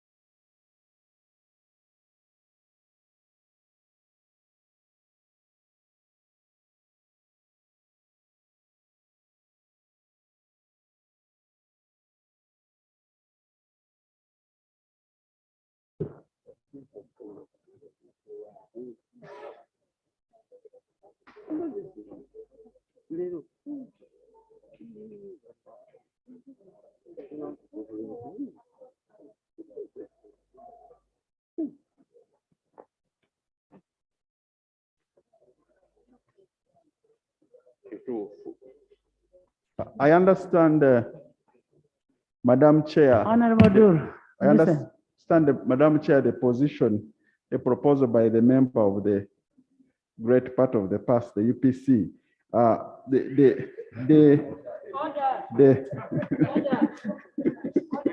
Order, Madam Chair. Honorable Alumu, since you came here, you have not said a word, so you can now speak. Madam Chair, I propose that we stand over, was it close before making this submission. It's in the hands of Madam Chair. But Madam Chair, I put my very good friend and the chair of the former Minister of Finance and the Minister of Trade, that I am the whip of UPC, and we have honorable members in this parliament.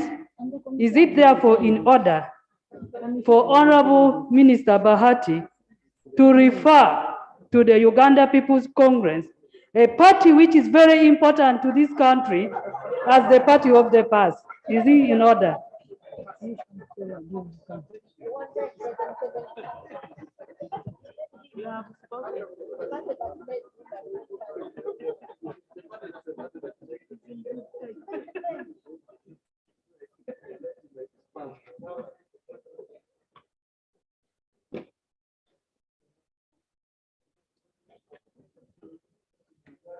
Look at this. The communication.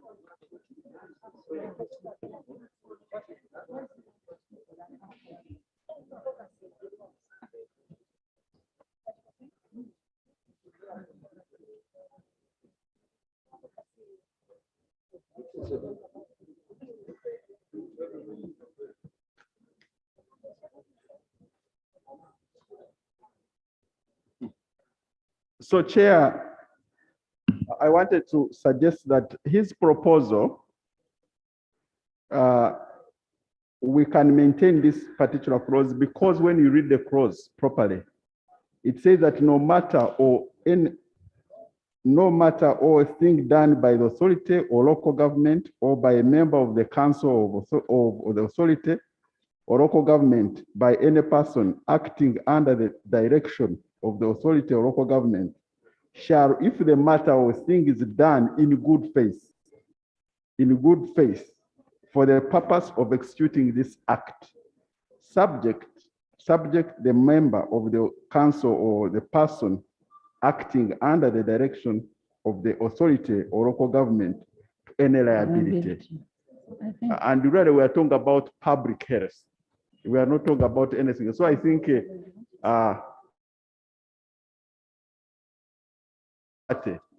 UPC should really accept that we maintain this particular clause. I subscribe. Thank you. It avoids it really helps us avoid negligent actions by people and when you read in totality in good faith, if you've acted in good faith, it helps because you will find other people will even abandon patients on the road because they say after all it will not be borne by me, it will be an institution. So, but if you act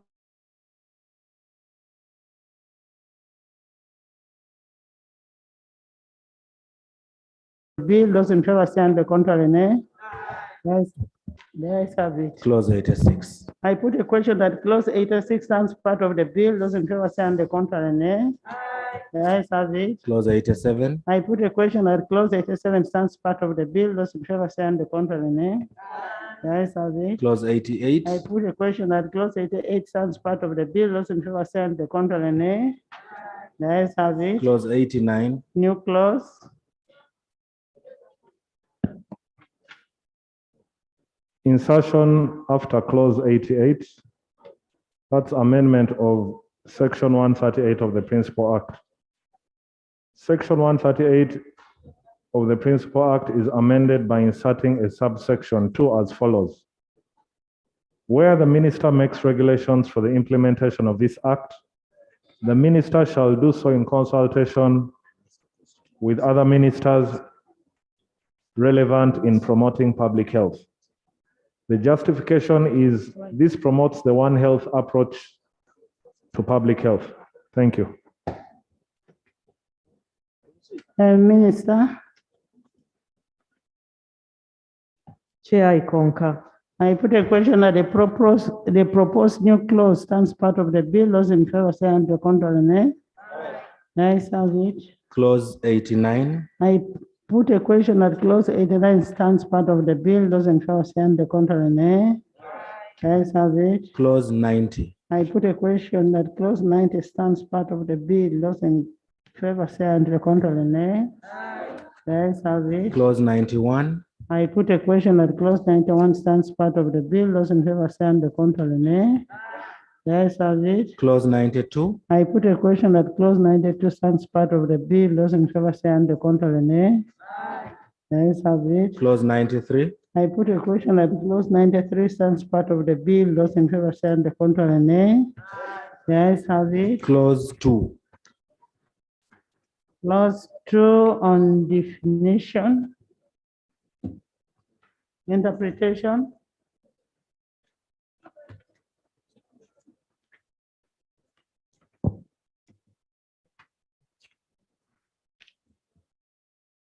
Thank you very much. Amendment of Section 1 of the Public Health Act, which really talks about the nomenclature. Subsection A is amendment of Clause 2A. In paragraph A, insert the word parent.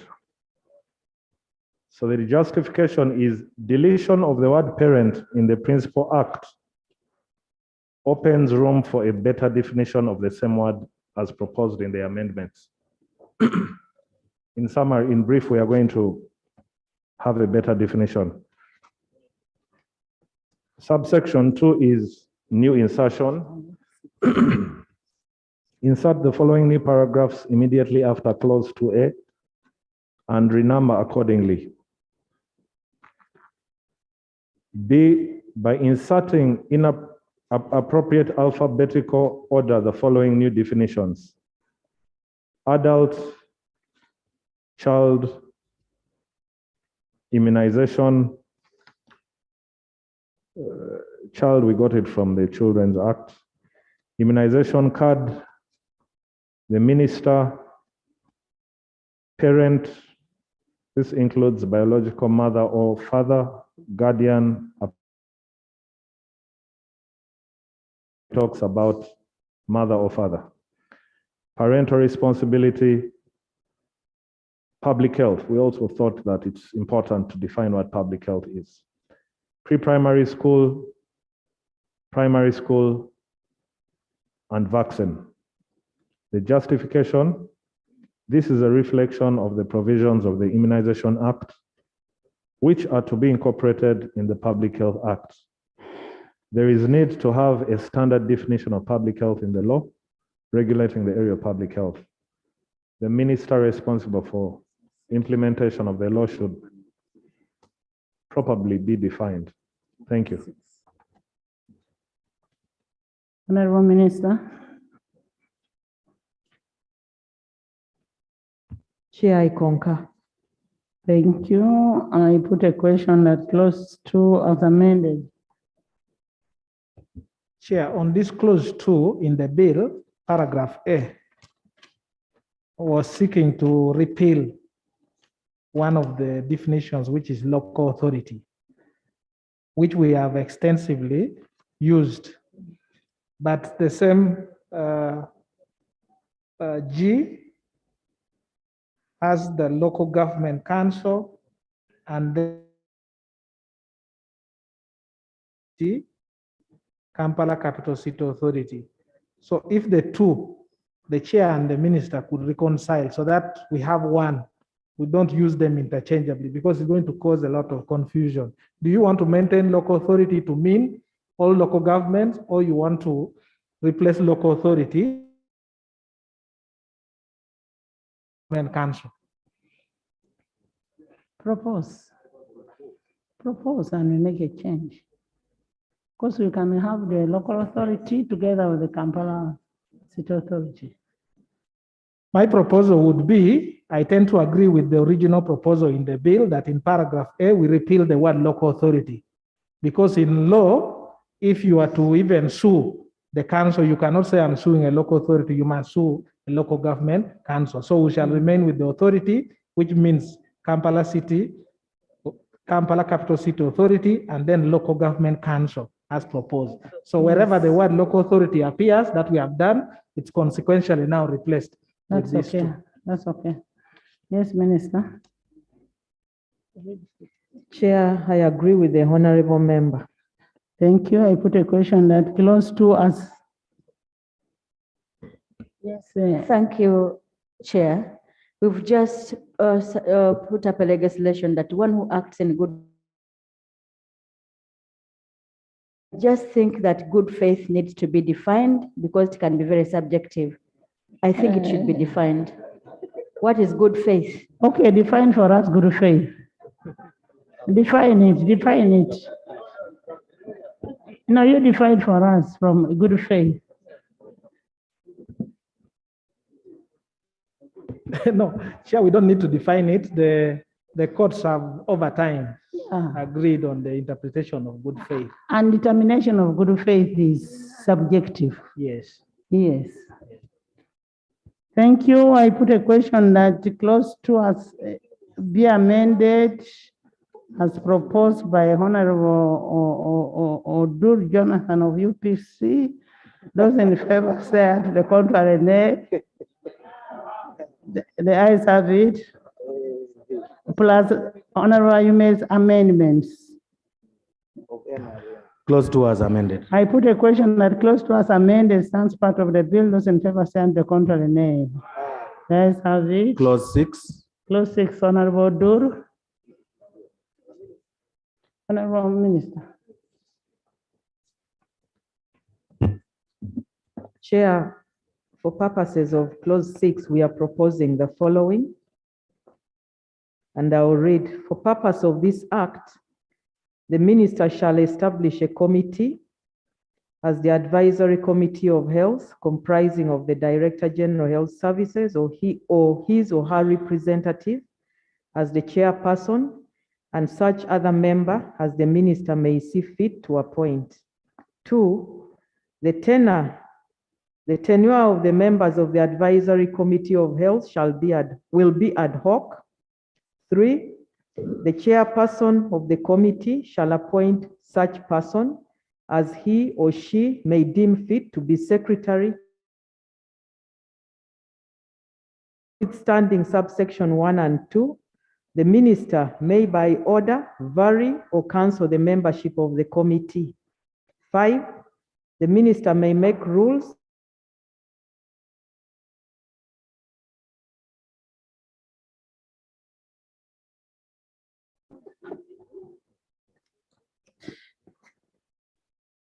You wanted to go to her.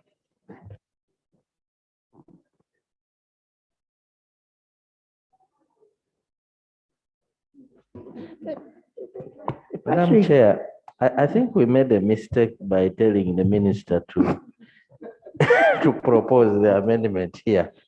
Because whereas we were talking about these local authority boards, which for me, I thought they should be local health management boards, not authority.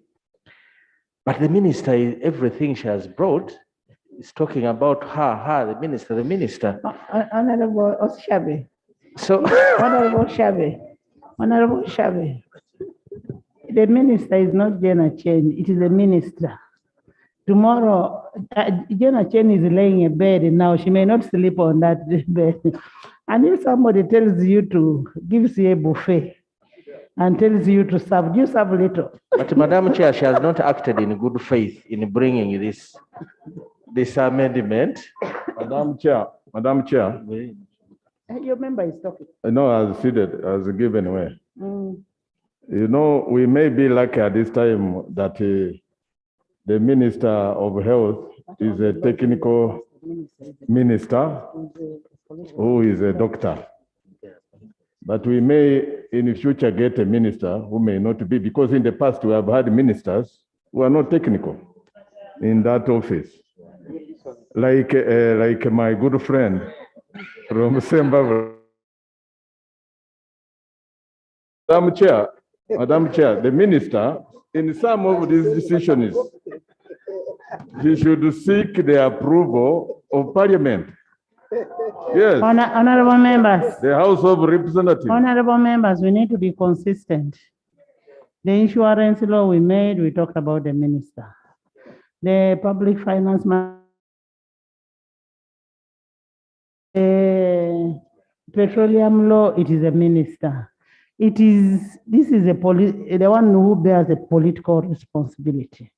Me and you, we are politicians. When it comes to technical, then is where you now look at the directors and that kind of thing. Honorable members, I put a question that clause 6 be amended as proposed by the Honorable Minister of Health. Those in favor say the condolence nay. The ayes have it. Clause 6 as amended. I put a question that clause 6 as amended stands part of the bill. Those in favor say the contrary nay. The ayes have it. Title.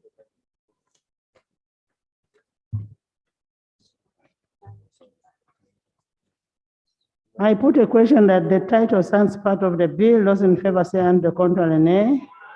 The ayes have it. Motion for resumption of the House. Honorable Minister.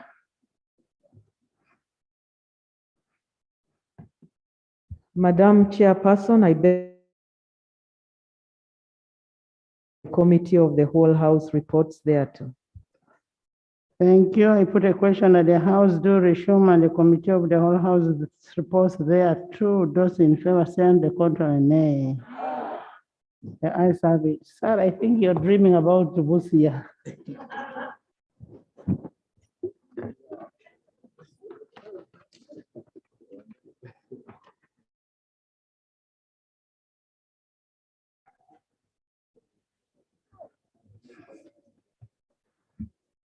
Report of the Committee of the Whole House. Honorable Minister of Health.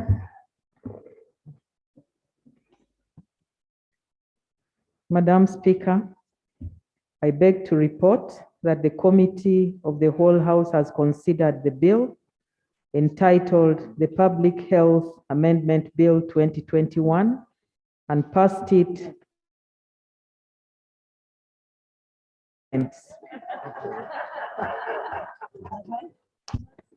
Motion for adoption of the report of the Committee of the Whole House. But you should have informed me there was a recommittal. You didn't inform. You put a notice.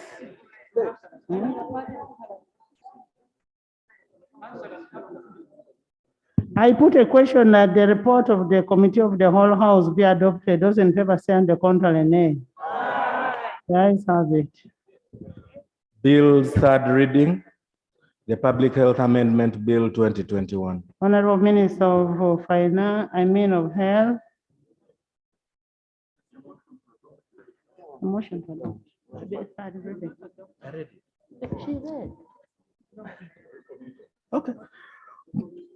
Motion for adoption of the report of the Committee of the Whole House. Madam Speaker, I beg to move that the report from the Committee of the Whole House be adopted. I put a question that the report of the Committee of the Whole House be adopted. Those in favor say on the contrary, nay. The ayes have it. Bill's third reading, the Public Health Amendment Bill 2021. But how do you start making noise recommittal before you? Why? Let's pass the bill. If it is not assented, you can still amend it. You still have space to amend it. Bill third reading. Bill third reading. Madam Speaker, I beg to move that the bill entitled the Public Health Amendment Bill 2021 be read the third time and do pass.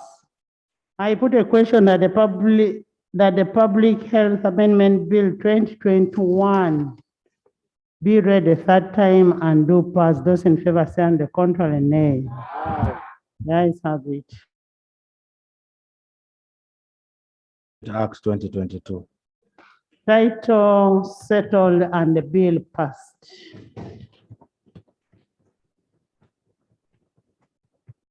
I want to congratulate the Honorable Minister, the committee, the shadow minister for being very aggressive. And I want to thank the whole house, all the members of parliament who have been here. You've been so good. Now, finally, we have a bill in place in the name of public health.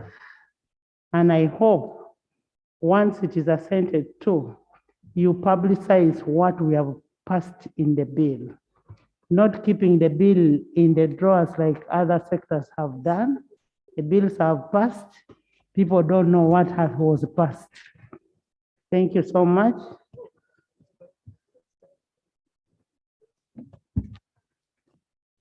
Right, Honorable Speaker. Allow me to start by appreciating you for your commitment and stamina to pass this bill. We are very appreciative. I would like to appreciate the honorable members of parliament. Thank you very much for your input, your interest in the bill, and also for passing this bill today. Thank you very much. Allow me also to appreciate my Committee on Health for a very good job done on the bill. Chair, I would also like to appreciate the Shadow Minister for Health. Yes, he has been very supportive, and also allow me to appreciate my fellow ministers for a job well done. Thank you very much, Chair. Thank you so much. The House is adjourned to tomorrow.